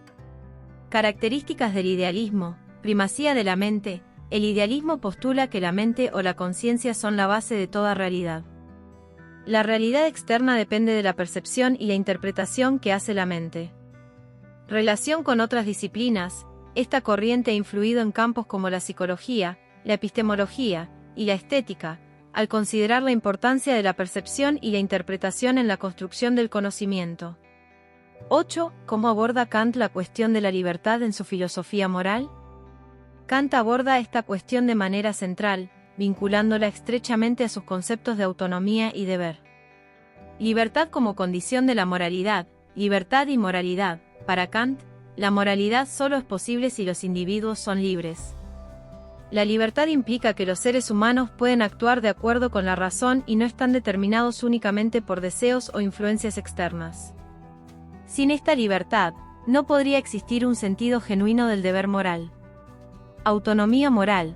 La libertad está íntimamente relacionada con el concepto de autonomía.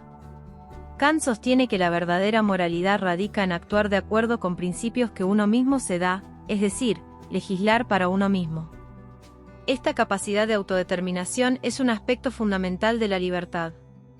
La libertad se manifiesta a través del imperativo categórico, que requiere que los individuos actúen de manera que sus máximas puedan ser universalizadas.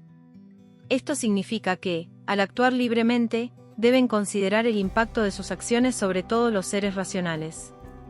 9. ¿Cuáles son las diferencias entre el deber y la inclinación, según Kant? Refiere que el deber y la inclinación son conceptos fundamentales en su ética, que se diferencian en varios aspectos clave. Deber. El deber se refiere a la obligación moral de actuar de acuerdo con principios racionales y universales. Es el imperativo categórico que guía las acciones, independientemente de las consecuencias o deseos personales. Actuar por deber implica que se hace lo que es moralmente correcto, simplemente porque es lo correcto. Inclinación. La inclinación se refiere a los deseos, sentimientos o impulsos personales que motivan una acción. Estas motivaciones son subjetivas y pueden variar de una persona a otra. Actuar por inclinación significa que la acción se realiza en función de preferencias personales, emociones o necesidades. 10. ¿Qué impacto tuvo Kant en la filosofía moderna y cómo influyó en pensadores posteriores? Tuvo un impacto profundo y duradero en la filosofía moderna, moldeando no solo el pensamiento filosófico de su tiempo, sino también el de generaciones posteriores. Revolución copernicana en filosofía, cambio de enfoque. Kant propuso que, en lugar de asumir que el conocimiento debe ajustarse a los objetos, debemos considerar que los objetos deben ajustarse a nuestras formas de conocimiento. Esta revolución copernicana llevó a una nueva forma de pensar sobre la epistemología, donde la mente juega un papel activo en la construcción del conocimiento. Ética y moralidad. Ética del deber. Su ética deontológica, basada en el imperativo categórico, estableció un marco para la moralidad que se centra en el deber y la razón. Esta idea influyó en el desarrollo de teorías éticas posteriores, como el utilitarismo y otras formas de ética deontológica. Autonomía y dignidad. La idea de que los individuos son agentes morales autónomos con dignidad intrínseca ha tenido un impacto significativo en el desarrollo de los derechos humanos y la ética contemporánea. Hegel. 1. ¿Cuál es la diferencia entre relacionismo/substancialismo y qué cambios se producen en el ser? Por último, ¿cuál es la otra categoría que acude al pensamiento cuando hablamos del ser y en que se terminan convirtiendo ambos? La diferencia entre relacionismo y substancialismo es fundamental en la metafísica y la filosofía contemporánea, especialmente en la forma en que conceptualizan el ser. Substancialismo. Esta perspectiva sostiene que las entidades, sustancias, son los elementos fundamentales de la realidad. Se considera que las sustancias tienen propiedades intrínsecas y existen de manera independiente. El ser se concibe como algo que tiene una esencia propia, y los cambios que experimenta son vistos como alteraciones en las propiedades de estas sustancias. Por ejemplo, un árbol es considerado una sustancia con propiedades específicas, altura, color, etc., que permanecen constantes a pesar de los cambios en su entorno. Relacionismo. En contraste, el relacionismo sostiene que las relaciones son fundamentales para comprender la realidad. En esta perspectiva, las entidades no tienen una existencia independiente de sus relaciones con otras entidades. El ser se define a través de las conexiones y las interacciones, lo que implica que las propiedades de las entidades son el resultado de sus relaciones. Por ejemplo, un árbol no se define solo por sus características, sino también por su relación con el entorno, otros organismos y el ecosistema en el que se encuentra. En el substancialismo, los cambios se interpretan como transformaciones de una sustancia subyacente que mantiene su identidad a pesar de las alteraciones en sus propiedades. La sustancia se ve como un constante a lo largo del tiempo, mientras que las propiedades pueden variar. 2. Explique la dialéctica del amo y el esclavo. La dialéctica del amo y el esclavo es un concepto central en la filosofía de Georg Wilhelm Friedrich Hegel, expuesto en su obra Fenomenología del Espíritu. Este concepto ilustra el desarrollo de la autoconciencia y la relación entre el reconocimiento y la libertad. Se presenta como una forma de analizar la lucha por el reconocimiento entre dos conciencias que buscan validarse a sí mismas. Esta lucha es fundamental para el desarrollo de la autoconciencia. Estructura de la dialéctica tesis. Amo en esta relación. El amo representa la conciencia que ha logrado afirmarse y dominar a la otra conciencia. El amo se siente seguro de su identidad y su libertad al tener el control sobre el esclavo. Antítesis, esclavo. El esclavo, por otro lado, es la conciencia que está subordinada. A pesar de su situación de dependencia, el esclavo también busca el reconocimiento. Sin embargo, su identidad está inicialmente definida por la relación con el amo. Proceso de reconocimiento. Dependencia mutua. Aunque el amo parece estar en una posición de poder, su identidad y su sentido de libertad dependen del esclavo.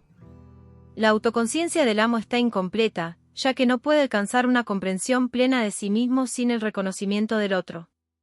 3. Desarrollo que entiende Hegel por realidad y a qué refiere con monismo. Hegel tiene una concepción compleja y dinámica de la realidad, que se entrelaza con su filosofía del monismo. La realidad según Hegel, totalidad. Hegel entiende la realidad como un sistema total, donde todo está interconectado. Para él, la realidad no es solo una colección de objetos aislados, sino un todo orgánico en el que cada parte tiene un lugar y un significado en relación con el todo. Esta perspectiva se opone a visiones atomistas o fragmentadas de la realidad. Desarrollo dialéctico. La realidad está en constante cambio y evolución, lo que Hegel describe a través de su método dialéctico. La dialéctica implica que las contradicciones y tensiones son inherentes a la realidad, y que estas contradicciones impulsan el desarrollo y el progreso. La realidad se manifiesta a través de un proceso en el que la tesis, una afirmación, la antítesis, su negación, y la síntesis, la superación de la contradicción, se suceden, llevando a una forma más alta de comprensión y existencia. Autoconciencia y razón. Para Hegel, la realidad también está ligada a la autoconciencia y la razón. La realidad se entiende como un proceso en el que la razón se manifiesta y se realiza. Así, la realidad es algo racional y tiene un sentido, no es caótica ni arbitraria, sino que sigue una lógica interna que puede ser comprendida. Monismo en Hegel. Unidad de lo real. El monismo hegeliano sostiene que hay una única realidad fundamental, y todas las manifestaciones de la realidad, naturaleza, espíritu, historia, son expresiones de esa unidad. Hegel se opone al dualismo, que separa la mente y el cuerpo, o lo ideal y lo material. En su lugar, defiende que lo real es una única entidad que se desarrolla a través de diversas formas. 4. Diferencia estructura mecánica de estructura orgánica. Defina cómo son las relaciones dentro de estas últimas y cómo juega la totalidad versus sus partes. La diferencia entre estructura mecánica y estructura orgánica es fundamental en diversas disciplinas, desde la biología hasta la filosofía y la teoría social. Estructura mecánica. La estructura mecánica se refiere a un sistema compuesto por partes que operan de manera independiente y cuya interacción puede ser comprendida a través de leyes físicas y matemáticas. Estas partes se pueden ensamblar y desensamblar sin que se altere la esencia del sistema de determinismo. Las interacciones son predecibles y siguen leyes claras. Independencia de partes. Cada parte funciona de forma relativamente autónoma. Por ejemplo, en una máquina, cada engranaje tiene una función específica y puede ser reemplazado sin afectar al funcionamiento global. Relaciones lineales. Las relaciones entre partes suelen ser causales y directas. Totalidad vs partes. En una estructura mecánica, la totalidad se considera como la suma de sus partes. La eficiencia y el funcionamiento dependen de cómo se ensamblen y operen esas partes, pero no hay una interdependencia fundamental que altere la naturaleza de cada parte. 5. ¿Cuál es la verdad para Hegel? La concepción de la verdad en la filosofía de Hegel es compleja y se relaciona estrechamente con sus ideas sobre el desarrollo de la razón, la realidad y la dialéctica. Verdad como totalidad, unidad de lo real. Para Hegel, la verdad no se encuentra en un simple hecho o afirmación aislada, sino en la comprensión de la totalidad. La verdad es un proceso que se desarrolla y se revela a través de la historia y la experiencia. Esto implica que la verdad está siempre en movimiento y evolución, en lugar de ser una conclusión estática. Dialéctica. La verdad se manifiesta a través del método dialéctico, donde las contradicciones y oposiciones juegan un papel crucial. Hegel sostiene que, a través de la tensión entre diferentes ideas, tesis y antítesis, se genera una síntesis que refleja una verdad más profunda y completa. Este proceso dialéctico es esencial para alcanzar una comprensión más alta de la realidad. Considera que la verdad está ligada al desarrollo de la autoconciencia. A medida que los individuos y las sociedades avanzan en su capacidad para comprenderse a sí mismos y su lugar en el mundo, se acercan a la verdad. La autoconciencia implica reconocer no solo la propia identidad, sino también la interconexión con los demás y con la realidad, reconocimiento mutuo. La verdad también está relacionada con el reconocimiento mutuo entre las conciencias. La relación dialéctica entre el amo y el esclavo ilustra cómo el reconocimiento de uno mismo y del otro es fundamental para alcanzar una comprensión completa de la verdad. 6. ¿A qué refiere Hegel con el en sí al para sí y qué es aquello que impulsa ese pasaje? En sí, Ansicht, definición, el en sí se refiere a la existencia de una entidad o un concepto en su estado inicial, como algo que es y tiene una identidad propia. En este sentido, es un ser que está presente en sí mismo, pero que no ha alcanzado un desarrollo completo ni una autoconciencia. Es una forma de existencia que carece de relaciones externas significativas. En resumen, el en sí y el para sí son dos momentos en el desarrollo del ser en la filosofía hegeliana. El impulso que facilita el pasaje entre ambos es un proceso dialéctico que involucra la búsqueda de reconocimiento, la superación de contradicciones y el desarrollo de la autoconciencia. Este movimiento es esencial para entender la evolución de la identidad y la libertad en el pensamiento de Hegel. 7. ¿De qué manera juega el espíritu, pensamiento que piensa el pensamiento, y la realidad, pensamiento? Desarrolle. En la filosofía de Hegel, la relación entre espíritu y realidad es fundamental y se articula a través del concepto de que el espíritu es el pensamiento que piensa el pensamiento, mientras que la realidad es la manifestación concreta de ese pensamiento. El espíritu, o Geist, es el principio dinámico y universal que abarca la autoconciencia y la razón. Es el proceso a través del cual la conciencia se desarrolla y se realiza a sí misma, reflejando la capacidad de pensar y reflexionar sobre su propia existencia, función. El espíritu no solo comprende la realidad, sino que también la transforma. Es a la vez el pensamiento y el proceso de pensar, lo que significa que está en un constante estado de evolución y autodescubrimiento. Realidad. La realidad, en este contexto, se refiere a todo lo que existe y se manifiesta en el mundo, incluyendo la naturaleza, la historia y la vida social. Es la exterioridad que el espíritu busca comprender y expresar. La realidad proporciona el contexto y el contenido sobre el cual el espíritu reflexiona y actúa. A través de la interacción con la realidad, el espíritu se desarrolla y se vuelve consciente de sí mismo. 8. De acuerdo con el sistema hegeliano, explique qué es la idea para la lógica. En el sistema hegeliano, la idea, o idea, tiene un papel central en la lógica y en su concepción de la realidad. La idea no es simplemente un concepto estático o una representación mental. En su lógica, la idea se entiende como una totalidad dinámica que abarca tanto la esencia como la existencia de las cosas. Es el proceso mediante el cual el pensamiento se desarrolla y se despliega. Dialéctica de la idea, tesis, antítesis y síntesis. La idea se desarrolla a través de un proceso dialéctico en el que se producen contradicciones. Cada afirmación, tesis, genera su negación, antítesis, y la resolución de esta tensión da lugar a una síntesis que refleja un nivel más alto de comprensión. Este movimiento dialéctico es esencial para el desarrollo de la lógica. 9. ¿Qué lugar ocupa el devenir para Hegel? El devenir ocupa un lugar central en la filosofía de Hegel, especialmente en su concepción del desarrollo dialéctico de la realidad y del pensamiento. Devenir, proceso dinámico. El devenir es el proceso mediante el cual algo pasa de un estado a otro, y representa la transición entre el ser, lo que es, y la nada, lo que no es. En este sentido, el devenir encapsula la idea de cambio y transformación continua. Dialéctica del devenir, tesis y antítesis. Hegel utiliza el devenir como un mecanismo dialéctico. La tensión entre el ser, la afirmación de algo, y la nada, la negación, produce el devenir. Esta relación implica que la realidad no es estática, sino que está en constante movimiento y evolución. 10. ¿Qué es lo propio del ser?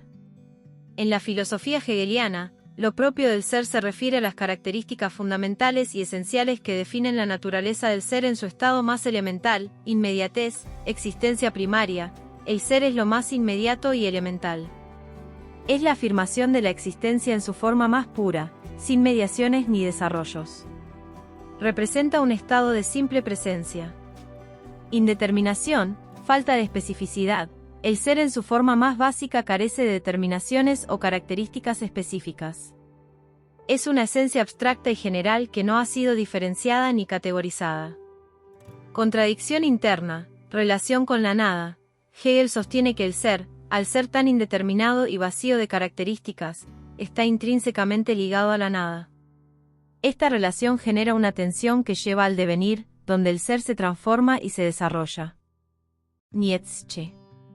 Un Nietzsche en su ensayo, sobre verdad y mentira en sentido extramoral, lleva a cabo todo un desarrollo en relación a la verdad. ¿Podría explicar qué nos quiere mostrar el filósofo en ese sentido? En su ensayo, sobre verdad y mentira en sentido extramoral, Friedrich Nietzsche presenta una crítica profunda y provocativa sobre la noción de verdad, cuestionando las bases de lo que tradicionalmente se considera verdadero. Crítica a la verdad objetiva, constructo humano. Nietzsche argumenta que la verdad no es una realidad objetiva o universal, sino un constructo humano. Propone que lo que llamamos verdad son simplemente convenciones y metáforas que utilizamos para navegar en el mundo. Perspectivismo, múltiples verdades. En lugar de una verdad absoluta, Nietzsche sugiere que existen múltiples perspectivas que forman nuestra comprensión de la realidad. Cada individuo o cultura puede tener su propia interpretación, lo que implica que la verdad es siempre subjetiva y contextual. En resumen, en Sobre verdad y mentira en sentido extramoral, Nietzsche desafía la noción de verdad como algo absoluto y objetivo. En su lugar, presenta la verdad como un constructo humano, sujeto a interpretaciones y utilidades variadas. Este enfoque promueve un pensamiento más crítico y creativo, donde cada individuo debe encontrar su propio camino hacia el significado y la autenticidad, liberándose de verdades impuestas que limitan la vitalidad humana. 2. ¿Qué representa para Nietzsche el lenguaje y qué visión posee respecto al conocimiento humano? Para Nietzsche, el lenguaje es un elemento central en su filosofía, ya que no solo es una herramienta de comunicación, sino también un medio que condiciona nuestra percepción del mundo y nuestra comprensión de la realidad. El lenguaje como constructo, metáfora y representación. Nietzsche argumenta que el lenguaje está compuesto por metáforas y símbolos que simplifican y representan la complejidad de la realidad. Estas representaciones nunca pueden capturar completamente lo que intentan describir, en cambio, crean una distancia entre el mundo y nuestra comprensión de él. Limitaciones del lenguaje, distorsión de la realidad. Según Nietzsche, el lenguaje tiende a distorsionar nuestra percepción del mundo. Las palabras son reductoras y, al tratar de categorizar la experiencia, a menudo despojan a las cosas de su riqueza y complejidad. Falsedad intrínseca. Nietzsche sostiene que el lenguaje es inherentemente engañoso y que la búsqueda de verdades absolutas a través de él es problemática. Esto se debe a que las palabras no pueden capturar la experiencia vivida en su totalidad. 3. Según el filósofo alemán, ¿qué lugar ocupa la moral en nosotros y cuáles son sus efectos / consecuencias? Para Nietzsche, la moral ocupa un lugar central en su crítica a la cultura y la filosofía occidental. Su enfoque sobre la moralidad es complejo y se articula en varios puntos clave.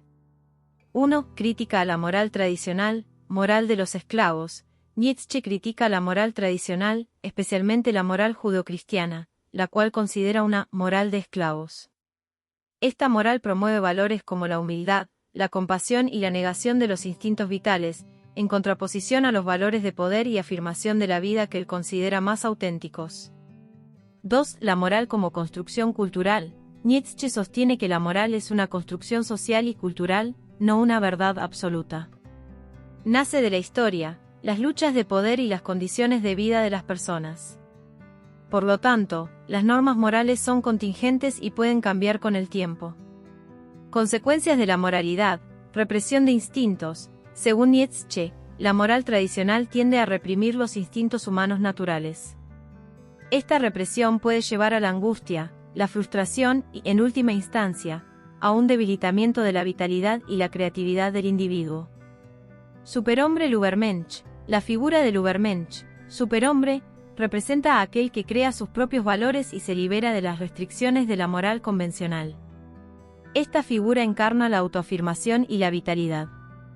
En resumen, para Nietzsche, la moral es una construcción social que puede tener efectos negativos, como la represión de los instintos naturales y la generación de culpa y resentimiento.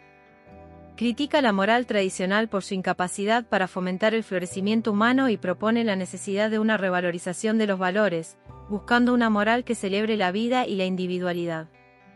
4. Ubique el eje central en el texto, el nacimiento de la tragedia, luego explique la diferencia entre aporinio / dionisíaco, y por último, mencione cuál es la importancia de lo dionisíaco en el arte, para el autor. En El nacimiento de la tragedia, Nietzsche explora la dualidad entre lo apolíneo y lo dionisíaco como ejes centrales de la tragedia griega y del arte en general. El eje central del texto es la tensión y la relación entre las fuerzas apolíneas y dionisíacas en la creación artística. Nietzsche argumenta que la verdadera grandeza del arte surge de la síntesis de estas dos fuerzas opuestas. Diferencia entre apolíneo y dionisíaco. Apolíneo representa el orden, la racionalidad, la forma, la claridad y la individualidad. Está asociado con el dios Apolo, simbolizando la armonía, la belleza y el equilibrio. El arte apolíneo busca la perfección y la representación ideal de la realidad. Dionisíaco representa la pasión, el caos, la emoción y la totalidad.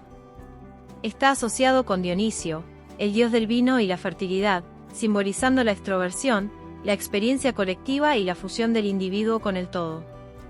Lo dionisíaco es una celebración de la vida en su aspecto más visceral y primal. Importancia de lo dionisíaco en el arte. Para Nietzsche, lo dionisíaco es fundamental en el arte porque introduce la profundidad emocional, la intensidad y la conexión con lo irracional. Es lo que permite al arte trascender lo meramente estético y alcanzar una experiencia más profunda y auténtica de la vida. Sin lo dionisíaco, el arte se convierte en una mera representación superficial. Es la fuerza dionisíaca la que da vida, energía y vitalidad a la creación artística. 5. Defina qué es la voluntad de poder. La voluntad de poder es un concepto central en la filosofía de Friedrich Nietzsche que se refiere a un impulso fundamental en los seres humanos y en la vida en general. Impulso fundamental. Más allá de la supervivencia, Nietzsche propone que la voluntad de poder es un impulso más primario y esencial que la simple lucha por la supervivencia. No se trata solo de sobrevivir o reproducirse, sino de buscar afirmación, crecimiento y dominio. Creatividad y autocreación. Autoafirmación. La voluntad de poder implica la capacidad de un individuo para afirmarse y expresarse plenamente. Esto se manifiesta en la creatividad, la ambición y el deseo de superar limitaciones, tanto personales como sociales. Formación de valores. A través de la voluntad de poder, los individuos pueden crear sus propios valores y significados, desafiando las normas establecidas y transformando su entorno. 6. Describa las principales características en el concepto sobre la voluntad de poder. Elija una y desarrolle. La voluntad de poder es un concepto complejo en la filosofía de Nietzsche. La voluntad de poder se entiende como un impulso fundamental que motiva todas las acciones y deseos humanos. Superación y creación. Implica la capacidad de superarse a uno mismo y de crear nuevos valores y significados en la vida. Relaciones de poder. La voluntad de poder se manifiesta en las interacciones sociales y en las dinámicas de poder entre individuos y grupos. 7. Explique la frase «Dios ha muerto». La frase «Dios ha muerto» es una de las afirmaciones más célebres y provocativas de Friedrich Nietzsche, que aparece en varias de sus obras, incluyendo La Gaya Ciencia y Así habló Zaratustra. Esta declaración tiene múltiples significados y consecuencias filosóficas, que se pueden resumir uno. Crisis de los valores tradicionales, muerte de la moral absoluta. Nietzsche utiliza esta frase para expresar la idea de que las creencias y valores tradicionales, especialmente los derivados de la religión judeocristiana, han perdido su autoridad y relevancia en la vida moderna. Con la muerte de Dios, se refiere a la desaparición de un fundamento moral absoluto que había guiado a la humanidad durante siglos. Impacto en la cultura y la sociedad. Consecuencias culturales. La muerte de Dios implica un cambio profundo en la cultura occidental. Sin un Dios que sirva como referencia moral y existencial, Nietzsche ve que la humanidad enfrenta una crisis de sentido. Esto puede llevar al nihilismo, donde la vida es percibida como carente de significado. 8. ¿Cuál es el espíritu que subyace en el concepto de superhombre? El concepto de superhombre, o Übermensch, en la filosofía de Nietzsche representa un ideal de humanidad que encarna una serie de valores y características fundamentales. Autonomía y autoafirmación. Creación de valores propios.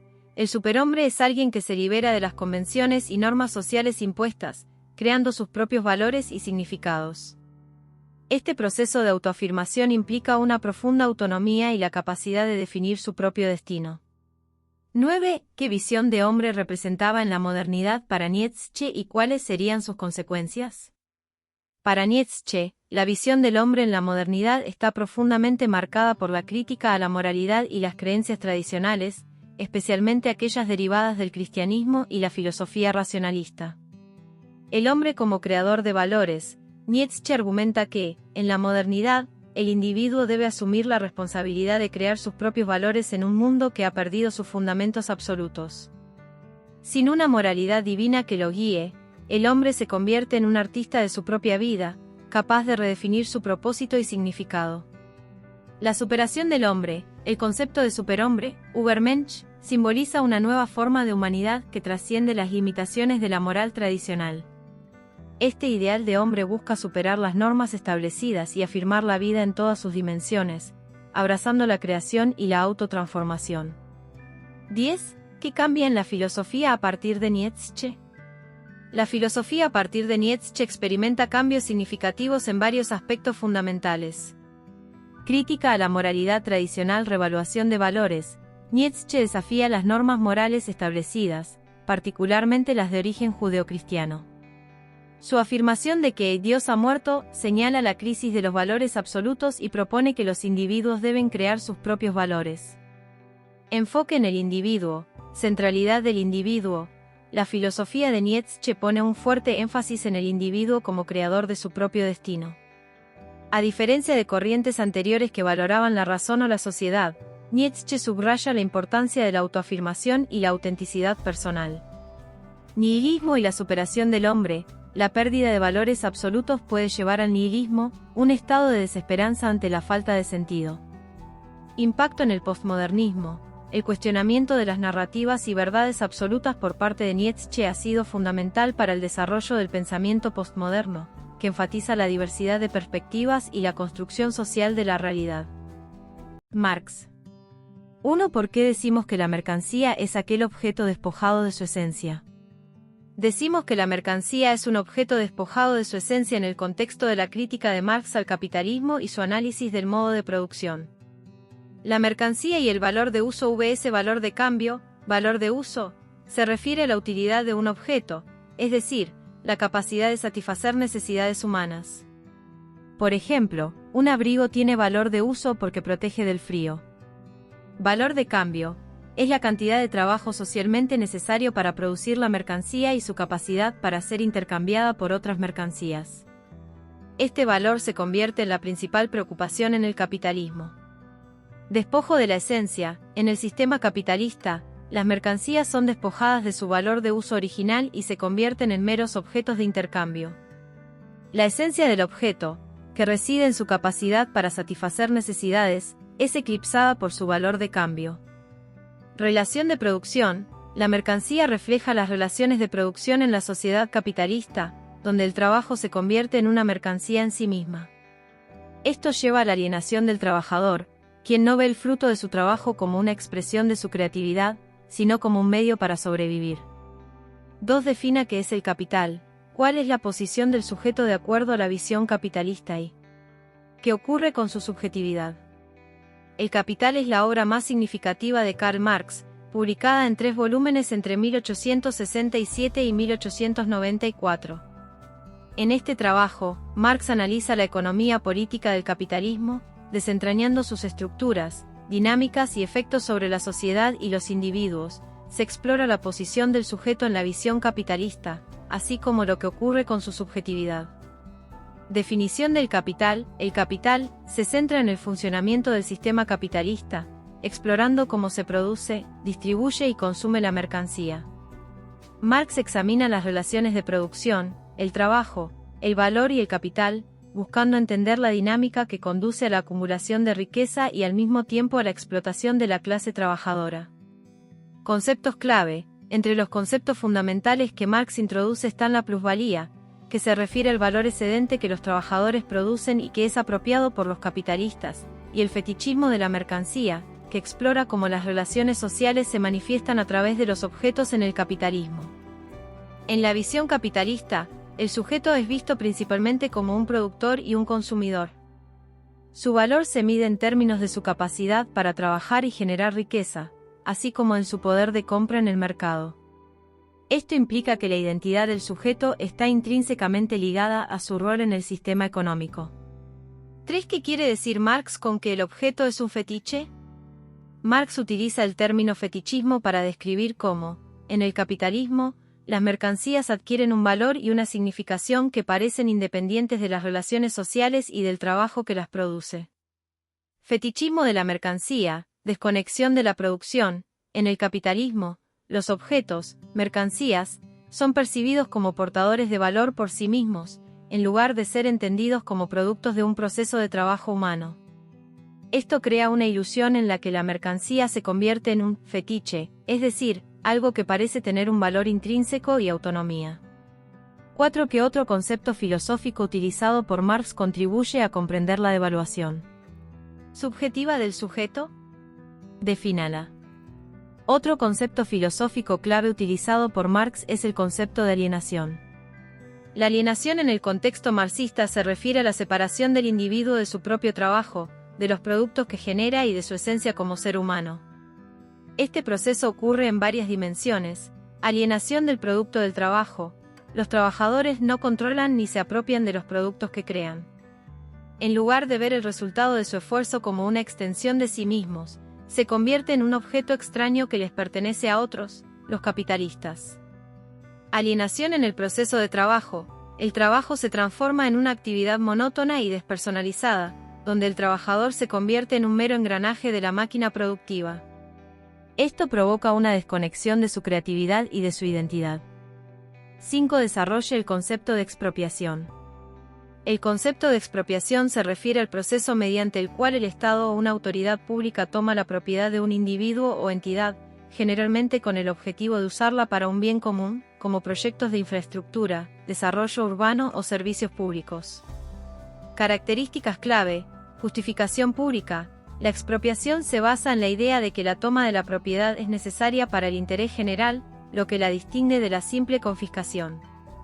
6. Explique qué quiere decirnos Marx con la acción críticamente dirigida. La acción críticamente dirigida es un concepto que Marx utiliza para referirse a una forma de acción social que no solo busca transformar las condiciones materiales, sino que también implica una reflexión crítica sobre las estructuras sociales y económicas que sustentan la opresión y la explotación. Conciencia crítica. Esta acción surge de una comprensión profunda de las condiciones sociales y económicas. Los individuos no actúan de manera impulsiva, sino que lo hacen con una conciencia de los problemas estructurales que enfrentan. Transformación social. La acción críticamente dirigida busca cambiar las condiciones existentes. No se trata solo de una resistencia pasiva, sino de un esfuerzo activo por transformar la realidad hacia un modelo más justo y equitativo. Emancipación. Este tipo de acción está relacionada con la emancipación de los individuos y de las clases oprimidas. La crítica de las estructuras de poder y la búsqueda de alternativas son esenciales para superar la alienación y la explotación. Solidaridad colectiva. A menudo implica la organización y movilización colectiva de individuos que comparten una visión crítica, reconociendo que la acción individual puede ser insuficiente para provocar cambios significativos. 7. ¿Por qué para Marx la idea de hombre no es el ego cogito, que constituye la esencia del hombre? Para Marx, la idea de hombre no se limita al ego cogito de Descartes, que establece el pensamiento como la base de la existencia y la esencia del ser humano. En cambio, Marx propone una concepción del hombre que está más profundamente vinculada a las relaciones sociales y materiales en las que vive. Crítica al ego cogito, reducción al pensamiento.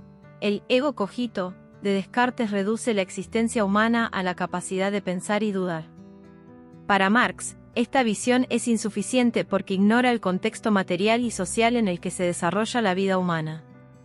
Desconexión de la realidad material. Marx critica la idea de que el pensamiento pueda existir de manera aislada. El pensamiento está influenciado por las condiciones materiales de vida y por las relaciones sociales. Por lo tanto, no se puede entender la esencia humana sin considerar estos factores. 8. Desarrolla el concepto de finalidad. El concepto de finalidad se refiere a la idea de que las acciones, procesos o fenómenos tienen un propósito o un objetivo hacia el cual tienden. Este concepto puede aplicarse en diversos contextos, como la filosofía, la biología, la ética, la psicología y la teoría social. Finalidad en filosofía-teleología. Está relacionada con la teleología, que es la rama de la filosofía que estudia los fines o propósitos de las cosas. Aristóteles, por ejemplo, habló de causas finales, refiriéndose a los objetivos que impulsan el desarrollo de un ser o fenómeno. Funcionalidad. La finalidad también se relaciona con la funcionalidad de los órganos y sistemas en los seres vivos, es decir, cómo cada parte de un organismo contribuye a su supervivencia y adaptación al entorno. Finalidad en ética y moral. Finalidad en la psicología y la sociología. Motivación humana. En psicología, la finalidad puede relacionarse con la motivación, es decir, los deseos o metas que impulsan el comportamiento humano. Teorías como la de Maslow se centran en la búsqueda de la autorrealización como una finalidad esencial. 9. Explique las características de aquello que Marx define como alienación y sus formas. Derivadas. La alienación es un concepto central en la filosofía de Marx que describe la desconexión del individuo respecto a su trabajo, a los productos que crea, a otros seres humanos y a sí mismo. Marx identifica varias características y formas derivadas de la alienación. Características de la alienación: desposesión del producto del trabajo. Los trabajadores no tienen control sobre los productos que generan. Estos se convierten en objetos externos, ajenos a su ser, que son apropiados por los capitalistas. Esta desposesión significa que el trabajador se siente separado de los frutos de su labor. Monotonía y despersonalización del trabajo. En el sistema capitalista, el trabajo se convierte en una actividad repetitiva y sin sentido, donde el trabajador es tratado como un engranaje en la maquinaria de producción. Esto lleva a la deshumanización y a la pérdida de creatividad y satisfacción personal. En resumen, la alienación según Marx es un fenómeno complejo que abarca la desconexión del individuo de su trabajo, de los productos de su trabajo, de otros y de sí mismo. Las formas derivadas de la alienación muestran cómo este proceso se manifiesta en diferentes ámbitos de la vida social, económica y cultural, afectando la identidad y el bienestar de las personas en un sistema capitalista. 10. Haga un contrapunto entre Marx y Hegel tomando como concepto el materialismo histórico. El contrapunto entre Marx y Hegel en relación con el concepto de materialismo es fundamental para entender sus respectivas filosofías y sus visiones del mundo. Materialismo vs idealismo. Hegel y el idealismo. Hegel es conocido por su idealismo absoluto, que sostiene que la realidad es fundamentalmente espiritual y que la historia es el desarrollo de la conciencia o el espíritu. Para Hegel, las ideas y conceptos son primordiales y el mundo material es una manifestación de estos. El desarrollo histórico se interpreta a través de la dialéctica, donde las contradicciones llevan a una síntesis superior. Marx y el materialismo. Marx, en contraste, adopta un enfoque materialista, específicamente el materialismo histórico. Para él, la realidad material y las condiciones económicas son la base de la vida social, política y cultural. Marx sostiene que las ideas son el reflejo de las condiciones materiales y las relaciones de producción, no su fundamento. La historia es vista como una lucha de clases motivada por intereses materiales. Simone de Beauvoir. 1. ¿De qué gran debate fue protagonista Simone de Beauvoir?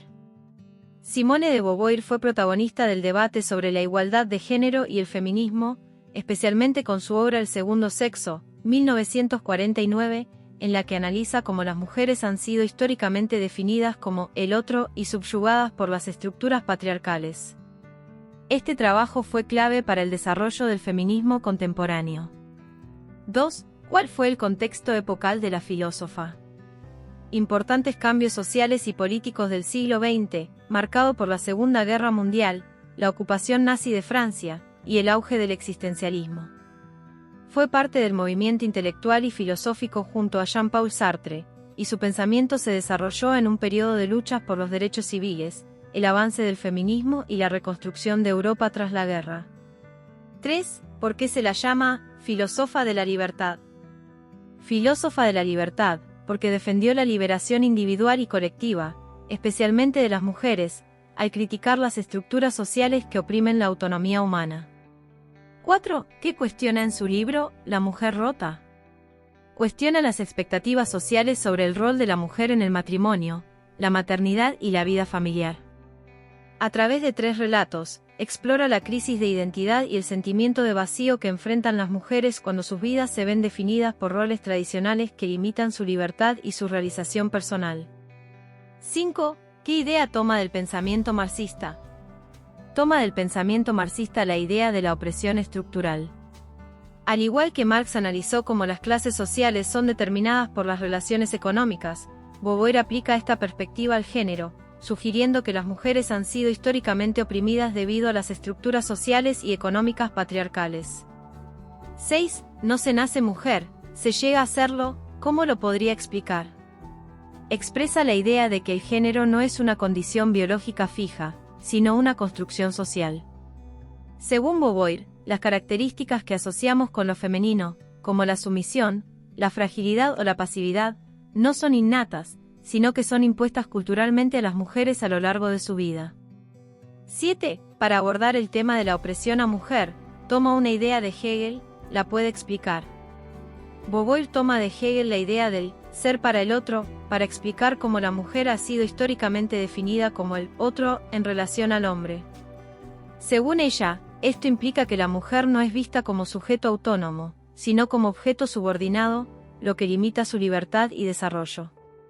8. ¿Qué dice Beauvoir de fecundar y amamantar?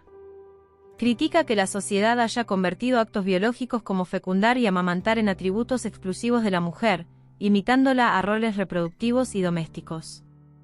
Ella sostiene que estas funciones, aunque biológicamente determinadas, no deberían definir a la mujer ni restringir su libertad y su potencial fuera de estos roles.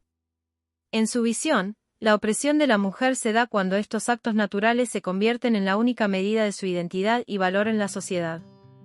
9. ¿Qué es una mujer? Piénselo desde el segundo sexo. Para Beauvoir, la mujer no es un ser predefinido, sino una construcción social. La sociedad la define como el otro, subordinada al hombre, y esta identidad es impuesta, no natural. La mujer se convierte en lo que se espera de ella, no en lo que es esencialmente. 10. ¿Qué es vivir en la inmanencia y qué pasa cuando cae en la misma? Explicar el concepto de política sexual. Vivir en la inmanencia significa quedar limitada a roles tradicionales, como madre y esposa, sin acceso a la trascendencia o a proyectos personales. Cuando una mujer cae en la inmanencia, su vida se reduce a tareas impuestas, limitando su libertad. La política sexual de Beauvoir apunta a transformar las estructuras sociales que oprimen a las mujeres, dándoles autonomía y control sobre sus cuerpos y vidas.